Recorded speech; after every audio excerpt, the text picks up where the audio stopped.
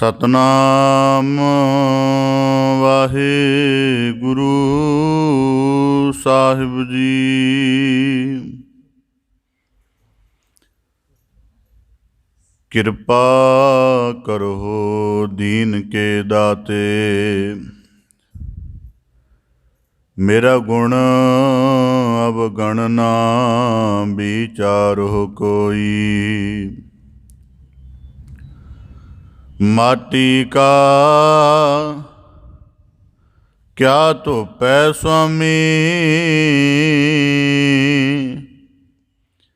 ਮਾਨਸ ਕੀ ਗਤ ਏਹੀ।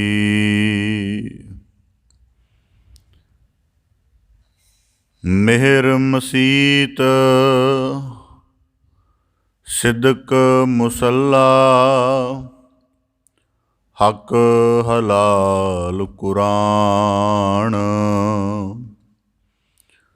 ਸਰਮ ਸੁੰਨਤ ਸੀਲ ਰੋਜਾ, ਹੋ ਮੁਸਲਮਾਨ। ਕਰਨੀ ਕਾਬਾ ਸੱਚ ਪੀਰ,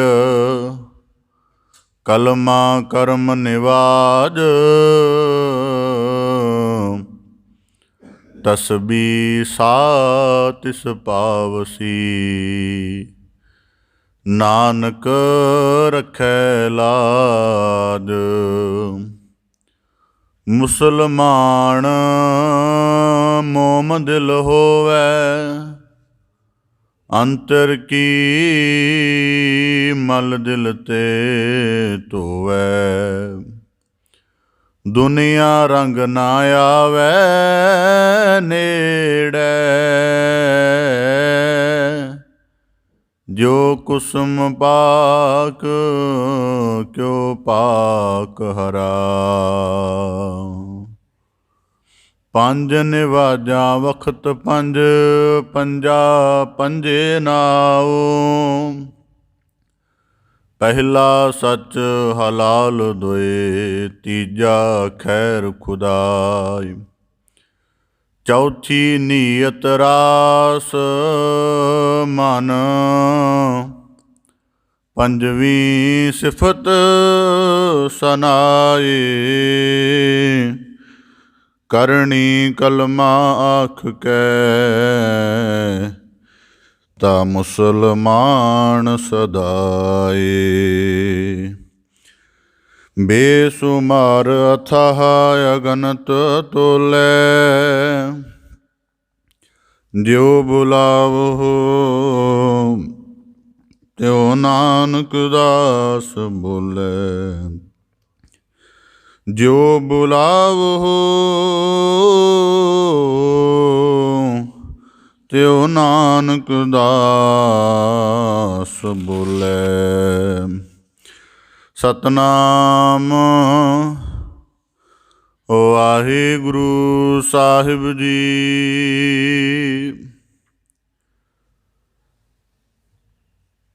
ਕਬੀਰ ਮੁੱਲਾ ਮੁਨਾਰੇ ਕਿਆ ਚੜ੍ਹੇ, ਸਾਈਂ ਨਾ ਬਹਿਰਾ ਹੋਏ।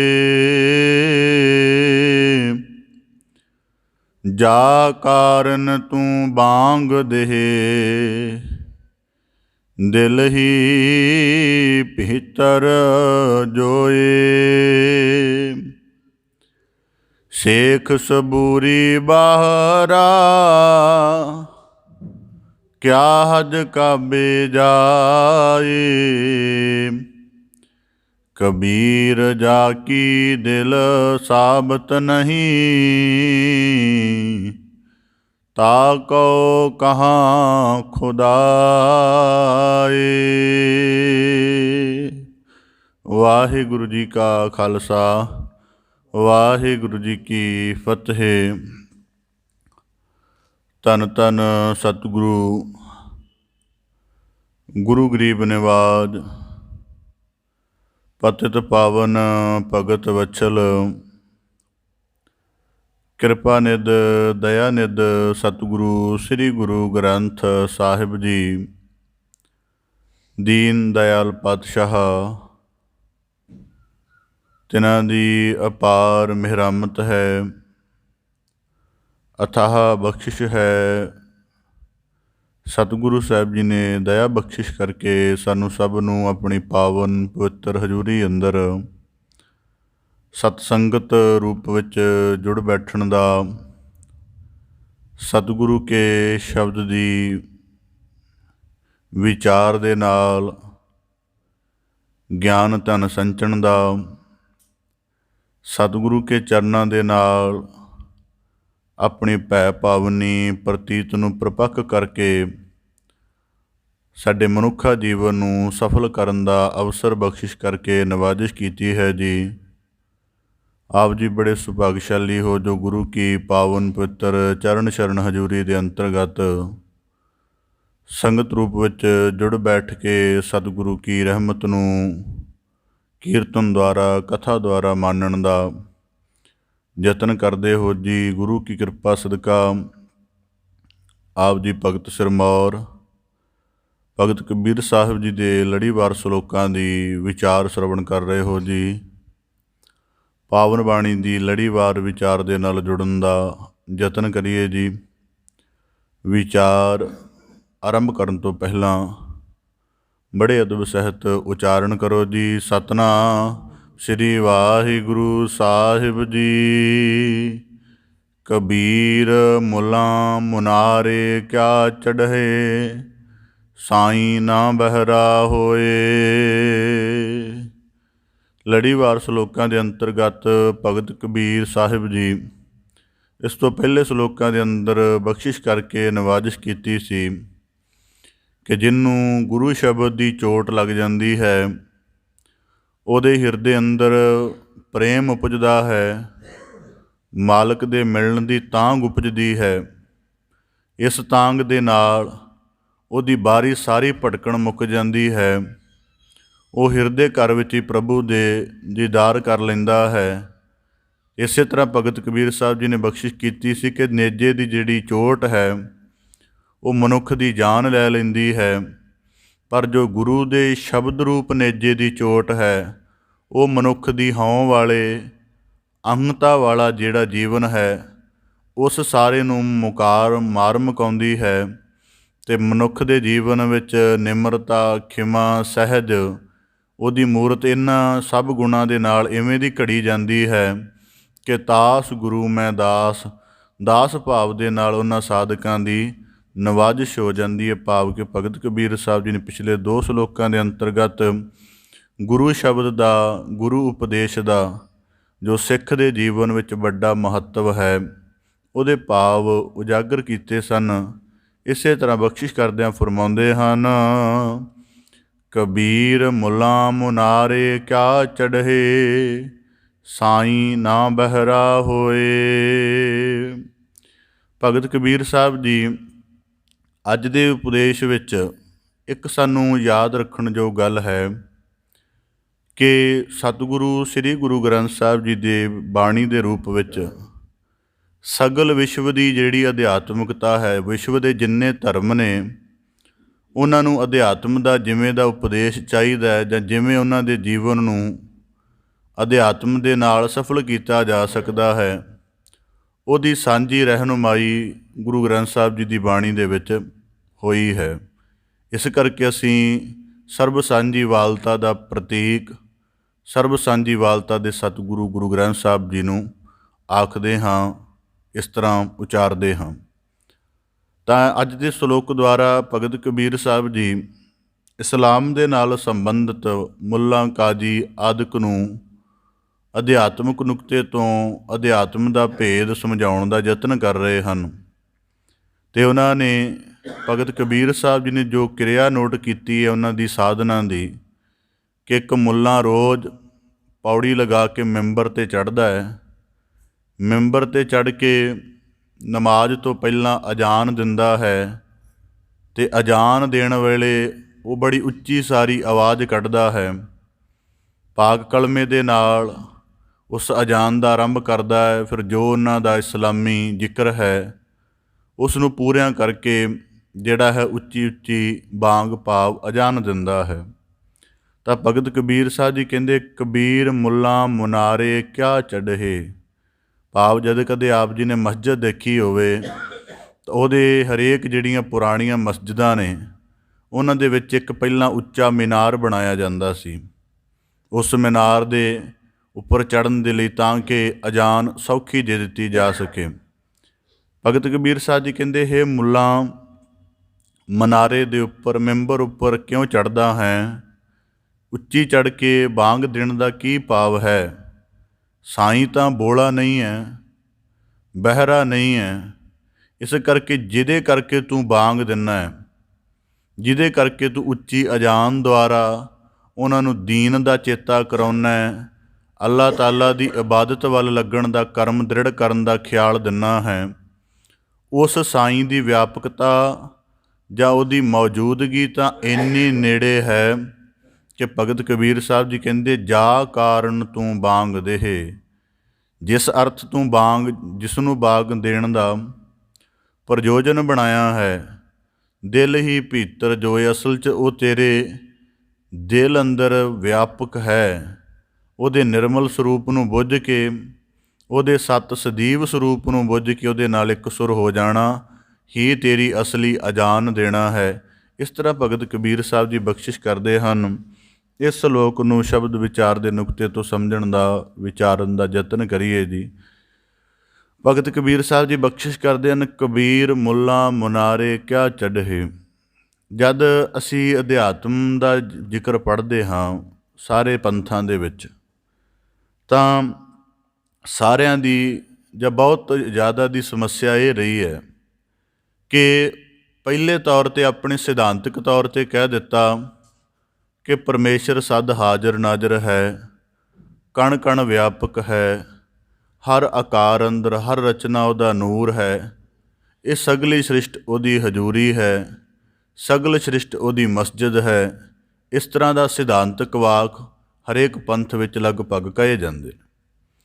ਫਿਰ ਜਦੋਂ ਇਹ ਸਿਧਾਂਤਕ ਵਾਕ ਹੈ, ਇਸ ਗੱਲ ਨੂੰ ਉਹਨਾਂ ਨੇ ਆਪਣਾ ਅਲਟੀਮੇਟ ਤਰੁੱਥ ਕਿਹਾ ਹੋਇਆ ਹੈ ਕਿ ਪਰਮ ਸੱਤ ਹੈ ਕਿ ਅੱਲਾਹ ਤਾਲਾ ਕਣ ਕਣ ਵਿੱਚ ਵਿਆਪਕ ਹੈ, ਹਰੇਕ ਆਕਾਰ ਦੇ ਅੰਦਰ ਉਹਦਾ ਨੂਰ ਜਿਹੜਾ ਹੈ ਰੌਸ਼ਨ ਹੈ। ਪਰ ਭਗਤ ਕਬੀਰ ਸਾਹਿਬ ਜੀ ਕਹਿ ਰਹੇ ਕਿ ਇਹ ਤੁਹਾਡਾ ਸਿਧਾਂਤ ਹੈ, ਜਿਹੜਾ ਤੁਹਾਡਾ ਅਮਲ ਹੈ, ਉਸ ਅਮਲ ਦੇ ਵਿੱਚ ਤੁਹਾਡੇ ਸਿਧਾਂਤ ਦੀ ਮੌਜੂਦਗੀ, ਸਿਧਾਂਤ ਦੀ ਜਿਹੜੀ ਪ੍ਰਭਾਵ ਹੋਣਾ ਚਾਹੀਦਾ ਉਹ ਘਟ ਜਾਂਦਾ ਹੈ। ਸਿਧਾਂਤ ਕਹਿ ਰਿਹਾ ਹੈ ਕਿ ਉਹ ਸ਼ਾਹ ਰਗ ਤੋਂ ਵੀ ਨੇੜੇ ਹੈ। ਅਮਲ ਦਾ ਪ੍ਰਗਟਾਵਾ ਇਉਂ ਹੋ ਰਿਹਾ ਹੈ, ਜੋ ਬੜਾ ਕਿਤੇ ਦੂਰ ਦੇਸ਼ ਦੇਸ਼ਾਂਤਰਾਂ ਵਿੱਚ ਵਸਦਾ ਹੈ ਤਾਂ ਉਹਨੂੰ ਬਹੁਤ ਉੱਚੀ ਸਾਰੀ ਆਵਾਜ਼ ਲਗਾਉਣੀ ਪਏਗੀ। ਇਸ ਕਰਕੇ ਭਗਤ ਕਬੀਰ ਸਾਹਿਬ ਜੀ ਨੇ ਆਪਣੀ ਬਾਣੀ ਦੇ ਵਿੱਚ ਜ਼ਿਕਰ ਕੀਤਾ ਹੈ ਹਜੂਰ ਕਤ ਦੂਰ ਬਤਾਵੋ, ਦੁੰਦਰ ਬਾਂਧੋ ਸੁੰਦਰ ਪਾਵੋ। ਕੋਈ ਜ਼ਿਆਦਾ ਦੂਰ ਨਹੀਂ ਹੈ, ਦੂਰ ਮਨੁੱਖ ਨੇ ਜਾਣਿਆ ਹੈ। ਕਿਉਂ ਜਾਣਿਆ ਹੈ? ਕਿਉਂਕਿ ਇਹ ਬਖਸ਼ਿਸ਼ ਦੇ ਅਹਿਸਾਸ ਨੂੰ ਬੜੇ ਆਪਣੇ ਦ੍ਰਿਸ਼ਟੀਕੋਣਾਂ ਤੋਂ ਦੇਖਦਾ ਹੈ। ਇਹਦਾ ਜਨਮ ਹੋ ਗਿਆ, ਇਹਨੂੰ ਕੋਈ ਬਹੁਤ ਵੱਡਾ ਅਹਿਸਾਸ ਨਹੀਂ ਕਿ ਇੱਕ ਕਿੱਡਾ ਵੱਡਾ ਧਰਤੀ 'ਤੇ ਸਿਲਸਿਲਾ ਵਾਪਰਿਆ ਜਨਮ ਦਾ। ਇਹਦੇ ਪ੍ਰਾਣਾਂ ਦੀ ਗਰਦਿਸ਼ ਚੱਲ ਰਹੀ ਹੈ, ਇਸ ਗੱਲ ਦਾ ਕੋਈ ਅਹਿਸਾਸ ਨਹੀਂ ਹੈ। ਆਪਣੇ ਰਿਜ਼ਕ ਦੀ ਖਾਤਰ ਦੁਨੀਆ ਦੇ ਇੰਨੇ ਪਦਾਰਥ ਪੁੰਚਦਾ ਹੈ, ਕੋਈ ਅਹਿਸਾਸ ਨਹੀਂ ਹੈ। ਸੰਬੰਧੀਆਂ ਦੇ ਵਿੱਚੋਂ ਅਕਾਲ ਪੁਰਖ ਦੀ ਮੌਜੂਦਗੀ ਦਾ ਹਮਦਰਦੀ ਰੂਪ ਸਾਰੇ ਤਰ੍ਹਾਂ ਦੀ ਇੱਕ ਮਾਨਸਿਕ ਖੁਰਾਕ ਲੈਂਦਾ ਹੈ, ਕੋਈ ਅਹਿਸਾਸ ਨਹੀਂ ਹੈ। ਇਸ ਕਰਕੇ ਜਦ ਬੰਦਿਆਂ ਦੀ ਸੁਰਤ ਬਾਂਝ ਹੁੰਦੀ ਹੈ, ਉਹ ਜ਼ਿੰਦਗੀ ਦੇ ਕਿਸੇ ਖਾਸ ਫਾਇਦਿਆਂ ਨੂੰ ਹੀ ਬਖਸ਼ਿਸ਼ ਦਾ ਨਾਮ ਦਿੰਦੇ ਨੇ, ਬਾਕੀ ਚੀਜ਼ ਨੂੰ ਨਹੀਂ। ਇਸ ਕਰਕੇ ਭਗਤ ਕਬੀਰ ਸਾਹਿਬ ਜੀ ਕਹਿੰਦੇ ਹੈ ਹਜੂਰ। ਹੁਣ ਜਦੋਂ ਅਸੀਂ ਹਜੂਰੀ ਕਹਿੰਦੇ ਹਾਂ ਤਾਂ ਮਨੁੱਖ ਕਹੇਗਾ ਕਿ ਇੱਕ ਅਕਾਲ ਪੁਰਖ ਹੈ ਜੋ ਵਿਆਪਕ ਹੈ। ਇਹ ਸਾਰੀ ਸ੍ਰਿਸ਼ਟ ਨਾ ਤਾਂ ਮਨੁੱਖ ਨੇ ਸਾਜੀ ਹੈ। ਇਹ ਠੀਕ ਹੈ ਕਿ ਮਨੁੱਖ ਇੱਥੇ ਘਰ ਮਕਾਨ ਬਣਾ ਕੇ ਰਹਿੰਦਾ ਹੈ, ਪਰ ਸਾਰੀ ਜਿਹੜੀ ਰਚਨਾ ਹੈ ਉਸ ਅਕਾਲ ਪੁਰਖ ਸਤ ਸਦੀਵ ਸਰੂਪ ਦੀ ਹੈ। ਅਤੇ ਜਦੋਂ ਸਾਰੀ ਰਚਨਾ ਉਹਦੀ ਹੈ, ਫਿਰ ਉਹਦੀ ਰਚਨਾ ਦੇ ਵਿੱਚ ਕੁਝ ਖਾਸ ਅਤੇ ਕੁਝ ਘੱਟ ਕਿਵੇਂ ਹੋ ਗਿਆ? ਇਹ ਤਾਂ ਮਨੁੱਖ ਦਾ ਦ੍ਰਿਸ਼ਟੀਕੋਣ ਹੈ ਨਾ, ਕਿ ਮਨੁੱਖ ਨੇ ਕਿਸੇ ਜਗ੍ਹਾ ਨੂੰ ਉਹਦੀ ਵਿਸ਼ੇਸ਼ ਹਜ਼ੂਰੀ ਕਹਿ ਦਿੱਤਾ, ਕਿਸੇ ਜਗ੍ਹਾ ਨੂੰ ਉਹਦੀ ਦੀ ਮੌਜੂਦਗੀ ਤੋਂ ਬਿਨਾਂ ਕਹਿ ਦਿੱਤਾ। ਇਸ ਕਰਕੇ ਭਗਤ ਕਬੀਰ ਸਾਹਿਬ ਜੀ ਕਹਿੰਦੇ ਮੁੱਲਾ ਮੁਨਾਰੇ ਕਿਆ ਚੜ੍ਹੇ। ਅਸਲ 'ਚ ਮੁੱਲਾ ਠੀਕ ਹੈ, ਭਾਵੇਂ ਤੂੰ ਆਪਣਾ ਧਾਰਮਿਕ ਕਰਮ ਪੂਰਾ ਕਰ ਰਿਹਾ, ਇੱਕ ਗੱਲ ਯਾਦ ਰੱਖਣੀ, ਇਹਨੂੰ ਉਹਨਾਂ ਦੀ ਅਜਾਨ ਦੇ ਉੱਪਰ ਟਿੱਪਣੀ ਨਾ ਸਮਝ ਲੈਣਾ, ਕਿਉਂਕਿ ਭਗਤ ਕਿਸੇ ਨੂੰ ਇੰਨੇ ਸਰਲ ਢੰਗ ਨਾਲ ਜਾਂ ਇੰਨੇ ਆਮ ਢੰਗ ਦੇ ਨਾਲ ਸੰਬੋਧਿਤ ਨਹੀਂ ਹੁੰਦੇ। ਉਹ ਉਹਦੇ ਅੰਦਰ ਦਾ ਅਧਿਆਤਮ ਦਾ ਸੰਕਟ ਸਮਝ ਰਹੇ ਨੇ ਅਤੇ ਉਸ ਨੂੰ ਮੁਖਾਤਬ ਹੋ ਰਹੇ ਨੇ। ਉਹਨਾਂ ਦੀ ਕਿਰਿਆ ਨੂੰ ਨਹੀਂ ਸੰਬੋਧਿਤ ਹੋ ਰਹੇ ਕਿ ਕਿਰਿਆ ਕੀ ਹੈ। ਉਹ ਕਹਿ ਰਹੇ ਕਿ ਜੇ ਤੂੰ ਭੇਦ ਬੁੱਝੇ, ਕਿਉਂਕਿ ਜਿੰਨਾ ਚਿਰ ਮਨੁੱਖ ਧਰਮ ਦੀ ਸਾਧਨਾ ਦੇ ਭੇਦ ਨਹੀਂ ਬੁੱਝਦਾ, ਉਹ ਉਹਦੇ ਬਾਰੀ ਰੂਪ ਕਰੀ ਜਾਂਦਾ ਅਤੇ ਉਹਦੀ ਰੂਹ ਨੂੰ ਨਸ਼ਾ ਨਹੀਂ ਚੜ੍ਹਦਾ ਅਤੇ ਉਹ ਬੜਾ ਯਤਨ ਕਰਕੇ ਵੀ ਖੋਖਲਾ ਜਿਹਾ ਰਹਿੰਦਾ ਹੈ। ਅਤੇ ਭਗਤ ਕਬੀਰ ਸਾਹਿਬ ਜੀ ਕਹਿੰਦੇ ਮੁੱਲਾ ਮੁਨਾਰੇ ਕਿਆ ਚੜ੍ਹੇ। ਇਸ ਕਰਕੇ ਤੇਰੇ ਅੰਦਰ ਇੱਕ ਭਰਮ ਹੈ ਕਿ ਉਹ ਕਿਤੇ ਦੂਰ ਹੈ। ਪਹਿਲਾਂ ਉਹਦੀ ਸੱਦ ਨੂੰ ਆਪਣੇ ਦਿਲ 'ਚੋਂ ਸੁਣਨ ਦਾ ਯਤਨ ਕਰ। ਜੇ ਕਿਤੇ ਤੈਨੂੰ ਦਿਲ 'ਚੋਂ ਨਾ ਸੁਣਾਈ ਦੇਵੇ ਤਾਂ ਫਿਰ ਕਿਤੇ ਬਾਹਰ ਯਤਨ ਕਰੀ, ਪਰ ਤੇਰਾ ਯਤਨ ਕੀ ਹੈ ਕਿ ਤੂੰ ਪਹਿਲਾਂ ਬਾਹਰ ਯਤਨ ਕਰ ਰਿਹਾ। ਇਸ ਕਰਕੇ ਭਗਤ ਕਬੀਰ ਸਾਹਿਬ ਜੀ ਕਹਿੰਦੇ ਹੈ ਹਜੂਰ ਕਦ ਦੂਰ ਬਤਾਵੋ, ਦੁੰਦਰ ਬਾਦੋ ਸੁੰਦਰ ਪਾਵੋ। ਇਹਦੇ ਵਿੱਚ ਜ਼ਿਕਰ ਆਉਂਦਾ ਕਾਜੀ ਸੋ ਜੋ ਕਾਇਆ ਵਿਚਾਰੈ, ਕਾਇਆ ਕੀ ਅਗਨ ਬ੍ਰਹਮ ਪ੍ਰਜਾਰੈ, ਕਿ ਦੁਨੀਆ ਦੇ ਵਿੱਚ ਜੋ ਮੰਦਰ ਦਾ, ਗੁਰਦੁਆਰੇ, ਮਸਜਿਦ ਦਾ ਨਿਰਮਾਣ ਹੋਇਆ, ਇਹ ਤਾਂ ਜਦੋਂ ਮਨੁੱਖਾਂ ਦੇ ਅੰਦਰ ਬੰਦਗੀ ਦਾ ਰੂਪ ਪ੍ਰਗਟ ਹੋ ਗਿਆ, ਉਦੋਂ ਉਹਨਾਂ ਨੇ ਦੂਜੇ ਮਨੁੱਖਾਂ ਦੀ ਸਹੂਲਤ ਦੇ ਲਈ ਮਨੁੱਖਾਂ ਦਾ, ਕਿਉਂਕਿ ਅਭਿਆਸ ਸਾਡੀ ਹੁਣ ਇੰਨਾ ਜ਼ਿਆਦਾ, ਸਾਡੀ ਇਮੈਜੀਨੇਸ਼ਨ, ਸਾਡਾ ਇਮੋਸ਼ਨ, ਸਾਡੀ ਥਿੰਕਿੰਗ, ਸਾਡੀ ਬਾਡੀ ਦੀ ਪ੍ਰੈਕਟਿਸ ਇੰਨੀ ਜ਼ਿਆਦਾ ਹੈ ਨਹੀਂ ਕਿ ਅਸੀਂ ਕਿਸੇ ਵਿਸ਼ੇਸ਼ ਥਾਂ ਤੋਂ ਬਿਨਾਂ ਵੀ ਆਪਣਾ ਅਭਿਆਸ ਕਰ ਲਈਏ। ਸਾਨੂੰ ਤਾਂ ਪਾਠ ਕਰਨ ਲਈ ਵੀ ਗੁਰਦੁਆਰਾ ਆਉਣਾ ਪੈਂਦਾ ਹੈ। ਇਸ ਕਰਕੇ ਵਰਤਮਾਨ ਸਮੇਂ ਦੇ ਵਿੱਚ ਜਿਹੜਾ ਮਨੁੱਖ ਹੈ ਉਹਦਾ ਇੱਕ ਸੰਕਟ ਹੈ ਧਾਰਮਿਕ ਨੁਕਤੇ ਤੋਂ ਵੀ, ਕਿ ਉਹ ਧਰਮ ਦੇ ਅਭਿਆਸ ਨੂੰ ਜਿੱਥੇ ਕਰਨਾ ਹੈ ਉੱਥੇ ਕਰ ਹੀ ਨਹੀਂ ਰਿਹਾ। ਉਹਦੇ ਲਈ ਉਹਨੇ ਇੱਕ ਵਿਸ਼ੇਸ਼ ਥਾਂ ਬਣਾ ਦਿੱਤੀ ਹੈ ਅਤੇ ਅਧਿਆਤਮ ਦੇ ਸਾਰੇ ਪਸਾਰ ਨੇ, ਜੀਵਨ ਦੇ ਜਿੰਨਾ ਪੱਖਾਂ ਨਾਲ ਜੁੜ ਕੇ ਉਹਦੀ ਜ਼ਿੰਦਗੀ ਨੂੰ ਚੱਜਦਾ ਬਣਾਉਣਾ ਹੈ, ਉਹਦੇ ਤੋਂ ਇਹਨੇ ਦੂਰੀ ਬਣਾਈ ਹੈ। ਘਰ ਦੇ ਵਿੱਚ ਮਨਮੁਖਤਾ ਦਾ ਵਾਸ ਹੈ, ਗੁਰਬਾਣੀ ਦਾ ਪ੍ਰਕਾਸ਼ ਨਹੀਂ ਕਰਨਾ ਚਾਹੁੰਦਾ। ਉਸ ਕਰਮ ਨੂੰ ਉਹਨੇ ਇੱਕ ਵਿਸ਼ੇਸ਼ ਥਾਂ 'ਤੇ ਲੈ ਕੇ ਕਰਨਾ ਸ਼ੁਰੂ ਕਰ ਦਿੱਤਾ ਹੈ, ਉਹਦਾ ਕ੍ਰਾਈਸਿਸ ਹੈ। ਇਸ ਕਰ ਭਗਤ ਕਬੀਰ ਸਾਹਿਬ ਜੀ ਕਹਿੰਦੇ ਕਾਜੀ ਸੋ ਜੋ ਕਾਇਆ ਵਿਚਾਰੈ। ਹੁਣ ਕਾਇਆ ਵਿਚਾਰਨ ਦਾ ਅਰਥ ਕੀ ਹੈ? ਕਾਇਆ ਵਿਚਾਰਨ ਦਾ ਅਰਥ ਹੈ ਕਿ ਮਨੁੱਖ ਚਾਹੁੰਦਾ ਅੱਲਾਹ ਤਾਲਾ ਦੀ ਇਬਾਦਤ ਕਰਨੀ। ਇਬਾਦਤ ਕਰਨੀ ਹੈ, ਇਬਾਦਤ ਕਰਨ ਦੇ ਲਈ ਤੈਨੂੰ ਕੀ ਚਾਹੀਦਾ? ਸਭ ਤੋਂ ਪਹਿਲਾਂ ਕੀ ਚਾਹੀਦਾ? ਸਭ ਤੋਂ ਪਹਿਲਾਂ ਤੈਨੂੰ ਮਨੁੱਖ ਕਹੇਗਾ ਅੱਲਾਹ ਤਾਲਾ ਦੀ ਇਬਾਦਤ ਕਰਨੀ ਹੈ, ਗੁਰਦੁਆਰਾ ਚਾਹੀਦਾ, ਮਸਜਿਦ ਚਾਹੀਦੀ ਹੈ, ਸਾਜ਼ ਚਾਹੀਦੇ ਨੇ, ਸਾਜਿੰਦੇ ਚਾਹੀਦੇ ਨੇ, ਇਹ ਸਾਰਾ ਕੁਝ ਚਾਹੀਦਾ। ਇੱਕ ਖਾਸ ਤਰ੍ਹਾਂ ਦੇ ਗੀਤ ਵੀ ਹੋਣ, ਉਹਨਾਂ ਨੂੰ ਗਾ ਕੇ ਸਿਫਤ ਕੀਤੀ ਜਾਵੇ। ਪਰ ਜਦੋਂ ਨਿਰੋਲ ਅਧਿਆਤਮਿਕਤਾ ਨੂੰ ਸਮਝਾਂਗੇ ਤਾਂ ਉਹ ਕਹਿਣਗੇ ਤੇਰਾ ਜੀਵਨ ਜਿਹੜਾ ਹੈ ਸਭ ਤੋਂ ਵੱਡਾ ਸਾਜ਼ ਹੈ, ਮੰਦਰ ਹੈ। ਜੀਵਨ ਸਭ ਤੋਂ ਵੱਡਾ ਮੰਦਰ ਹੈ। ਜਿਹੜੀ ਸਾਹਾਂ ਦੀ ਗਰਦਸ਼ ਚੱਲ ਰਹੀ ਹੈ ਇਹ ਤੇਰਾ ਸਾਜ਼ ਹੈ, ਅਤੇ ਜਿਹੜੀ ਇਹਦੇ ਅੰਦਰ ਆਵਾਜ਼ ਹੈ ਇਹ ਧੁਨ ਹੈ। ਇਸ ਧੁਨ ਦੇ ਵਿੱਚ ਮਾਲਕ ਦੇ ਵਿਆਪਕ ਹੋਣ ਦਾ ਪਹਿਲਾਂ ਅਹਿਸਾਸ ਬੁੱਝ, ਜਿਹੜੇ ਮੈਂ ਪਹਿਲਾਂ ਨੁਕਤੇ ਅਰਜ਼ ਕੀਤੇ ਨੇ, ਕਿ ਬੰਦਿਆਂ ਦੀ ਸੁਰਤ ਇੰਨੀ ਬਾਂਝ ਹੋ ਜਾਂਦੀ ਹੈ ਕਿ ਉਹ ਜਦੋਂ ਜ਼ਿੰਦਗੀ 'ਚ ਬਹੁਤ ਵੱਡਾ ਫਾਇਦਾ ਹੋਵੇ ਫਿਰ ਕਹਿੰਦੇ ਨੇ ਅਕਾਲ ਪੁਰਖ ਨੇ ਕਿਰਪਾ ਕੀਤੀ ਹੈ, ਫਿਰ ਕਹਿੰਦੇ ਸਾਡੇ 'ਤੇ ਬਖਸ਼ਿਸ਼ ਹੋ ਗਈ। ਜ਼ਿੰਦਗੀ 'ਚ ਜਿਹੜੇ ਨਿੱਕੇ ਨਿੱਕੇ ਵਰਤਾਰੇ, ਕਿਉਂਕਿ ਬਖਸ਼ਿਸ਼ ਤਾਂ ਸਦ ਵੇਲੇ ਹੈ, ਇਹ ਥੋੜ੍ਹਾ ਕਿ ਜਦੋਂ ਦਾ ਹੁਣ ਸ੍ਰਿਸ਼ਟੀ ਸਾਜੀ ਹੈ, ਧਰਤ ਵੀ ਉੱਥੇ ਹੈ, ਆਕਾਸ਼ ਵੀ ਉੱਥੇ ਹੈ, ਇੰਜ ਮਿਹਰ ਦਾ ਰੂਪ ਵੀ ਉਸੇ ਤਰ੍ਹਾਂ ਦਾ ਹੀ ਹੈ। ਤਾਂ ਭਗਤ ਕਬੀਰ ਸਾਹਿਬ ਜੀ ਕਹਿੰਦੇ ਕਿ ਜਦੋਂ ਬੰਦਿਆਂ ਦੀ ਸੁਰਤ ਬਾਂਝ ਹੋ ਜਾਂਦੀ ਹੈ, ਉਹਨਾਂ ਚੀਜ਼ਾਂ ਦੇ ਵਰਤਾਰੇ ਨੂੰ ਨਹੀਂ ਬੁੱਝਦੇ ਅਤੇ ਕਿਸੇ ਹੋਰ ਰੂਪਾਂ ਦੇ ਨਾਲ ਉਹਨੂੰ ਜਾਣਦੇ ਹਨ ਅਤੇ ਫਿਰ ਉਹਦਾ ਹੋਰ ਰੂਪ ਬਣਾ ਲੈਂਦੇ ਹਨ। ਇਸ ਕਰਕੇ ਭਗਤ ਕਬੀਰ ਸਾਹਿਬ ਜੀ ਕਹਿੰਦੇ ਕਾਜੀ ਸੋ ਜੋ ਕਾਇਆ ਵਿਚਾਰੈ। ਜਦੋਂ ਮਨੁੱਖ ਆਪਣੇ ਆਪ ਦੀ ਵਿਚਾਰ ਕਰੇਗਾ ਕਿ ਤੈਨੂੰ ਮਾਲਕ ਨੇ ਬੰਦਗੀ ਦੇ ਲਈ ਕੋਈ ਵਿਸ਼ੇਸ਼ ਤਰ੍ਹਾਂ ਦੇ ਸਾਧਨ ਜੁਟਾਉਣ ਬਾਰੇ ਨਹੀਂ ਕਿਹਾ, ਉਹਨੇ ਤੇਰੀ ਜੀਵਨ ਨੂੰ ਬਣਾਇਆ ਹੀ ਇੰਝ ਹੈ ਕਿ ਬੰਦਗੀ ਹਰ ਦਮ ਤੇਰੇ ਤੋਂ ਹੋ ਸਕਦੀ। ਇਸ ਕਰਕੇ ਭਗਤ ਕਬੀਰ ਸਾਹਿਬ ਜੀ ਕਹਿੰਦੇ ਕਾਜੀ ਸੋ ਜੋ ਕਾਇਆ ਵਿਚਾਰੈ। ਜਿਹੜਾ ਆਪਣੇ ਦੀਰਘ ਦੀ ਵਿਚਾਰ ਕਰਦਾ ਹੈ, ਅਤੇ ਭਗਤ ਕਬੀਰ ਸਾਹਿਬ ਜੀ ਕਹਿੰਦੇ ਅਧਿਆਤਮਿਕਤਾ ਦੇ ਲਈ ਆਪਣੇ ਆਪ ਨਾਲ ਹੀ ਜੁੜਨਾ ਪੈਂਦਾ ਹੈ। ਪਰ ਮੁੱਲਾਂ ਤੇਰਾ ਇੱਕ ਸੰਕਟ ਹੈ ਕਿ ਤੂੰ ਜਿਸ ਕੁੱਲ ਮਾਲਕ ਨੂੰ ਜਾਣਨਾ ਹੈ ਜਾਂ ਜਿਹਦੇ ਨੂਰ ਨਾਲ ਅਭੇਦ ਹੋਣਾ ਹੈ, ਉਹਨੂੰ ਤੂੰ ਦੂਰ ਜਾਣ ਰਿਹਾ। ਇਹ ਧਰਮ ਦੇ ਵਿੱਚ ਬੜਿਆਂ ਦਾ ਸੰਕਟ ਹੁੰਦਾ, ਸਮੁੱਚੇ ਵਿਸ਼ਵ ਦਾ ਹੀ ਹੈ, ਇਕੱਲਾ ਕਿਸੇ ਦਾ ਨਹੀਂ, ਇਕੱਲਾ ਮੁੱਲਾਂ ਦਾ ਨਹੀਂ ਹੈ। ਗੁਰ ਹਜ਼ੂਰੀ ਦਾ ਅਭਿਆਸ ਘਰ ਵਿੱਚ ਬੰਦਾ ਕਰ ਹੀ ਨਹੀਂ ਸਕਦਾ। ਉਹਦੇ ਕੋਲ ਇੰਨਾ ਉੱਚਾ ਜੀਵਨ ਹੀ ਹੈ ਨਹੀਂ, ਉਹਦੇ ਕੋਲ ਇੰਨਾ ਉੱਚਾ ਜੀਵਨ ਹੀ ਹੈ ਨਹੀਂ ਕਿ ਉਹ ਜਿਹੜੀ ਸਤ ਸੰਗਤ ਦੀ ਉਚਾਈ ਹੈ, ਜਿਹੜਾ ਕੀਰਤਨ ਦਾ ਇੱਕ ਮਾਹੌਲ ਹੈ, ਜਿਹੜੀ ਗਿਆਨ ਦੀ ਗੋਸ਼ਟ ਦਾ ਉੱਚਾ ਰੂਪ ਹੈ, ਜਾਂ ਬੰਦਿਆਂ ਦੀ ਜਿਹੜੀ ਰੱਬ ਸ਼ਬਦ ਦੇ ਅਭਿਆਸ ਵਿੱਚ ਜੁੜ ਕੇ ਸਮਾਧੀ ਲੀਨ ਅਵਸਥਾ ਹੈ, ਇਹਨੂੰ ਆਪਣੇ ਘਰ 'ਚ ਬਣਾ ਸਕੇ। ਬੰਦੇ ਕੋਲ ਇੰਨੀ ਤਾਕਤ ਹੀ ਹੈ ਨਹੀਂ, ਉਹਦਾ ਯਤਨ ਬੜਾ ਛੋਟਾ ਜਿਹਾ ਹੈ। ਇਸ ਕਰਕੇ ਗੁਰੂ ਨਾਨਕ ਸਾਹਿਬ ਧਰਤੀ 'ਤੇ ਪਰਮੇਸ਼ਰ ਸਰੂਪ ਹੋ ਕੇ ਪ੍ਰਗਟੇ ਨੇ। ਗੁਰੂ ਨਾਨਕ ਜੇ ਉਦਾਸੀਆਂ ਦੌਰਾਨ ਜਿੱਥੇ ਗਏ, ਕਿਸੇ ਗੁਰਦੁਆਰੇ ਥੋੜ੍ਹਾ ਠਹਿਰੇ, ਕਿਸੇ ਮੰਦਿਰ 'ਚ ਥੋੜ੍ਹਾ ਠਹਿਰੇ, ਕਿਸੇ ਮਸਜਿਦ 'ਚ ਥੋੜ੍ਹਾ ਠਹਿਰੇ। ਉਹ ਜਿੱਥੇ ਠਹਿਰੇ ਉੱਥੇ ਧਰਮਸਾਲ ਬਣੀ। ਇਹਦਾ ਭਾਵ ਕੀ ਹੈ ਕਿ ਪਹਿਲਾਂ ਬੰਦੇ ਦਾ ਜੀਵਨ ਬੰਦਗੀ, ਗਿਆਨ, ਸ਼ਬਦ, ਅਭਿਆਸ ਅਤੇ ਅਧਿਆਤਮ ਦੇ ਸਾਰੇ ਅਨੁਭਵਾਂ ਦੇ ਨਾਲ ਪਹਿਲਾਂ ਆਪ ਕਮਾਇਆ ਹੋਣਾ ਚਾਹੀਦਾ, ਫਿਰ ਉਹ ਧਰਤੀ 'ਤੇ ਠੀਕ ਜਿਹੜਾ ਧਰਮ ਸਥਾਨ ਦੀ ਜਿਹੜੀ ਮੌਜੂਦਗੀ ਉਹਦੀ ਕਰ ਸਕਦਾ ਹੈ। ਤਾਂ ਭਗਤ ਕਬੀਰ ਸਾਹਿਬ ਜੀ ਕਹਿੰਦੇ, ਕਬੀਰ ਮੁੱਲਾ ਮੁਨਾਰੇ ਕਿਆ ਚੜ੍ਹੇ। ਮੁੱਲਾ ਮੁਨਾਰੇ ਕਿਆ ਚੜ੍ਹੇ, ਉਹਦੇ ਚੜ੍ਹਨ ਦਾ ਤੇਰਾ ਪ੍ਰਯੋਜਨ ਕੀ ਹੈ? ਇਹੀ ਹੈ ਕਿ ਦੂਜਿਆਂ ਨੂੰ ਦੀਨ ਦੀ ਯਾਦ ਕਰਵਾਏਗਾ ਕਿ ਨਮਾਜ਼ ਹੋਣ ਵਾਲੀ ਹੈ ਅਤੇ ਮਸਜਿਦ ਦੇ ਵਿੱਚ ਆਓ।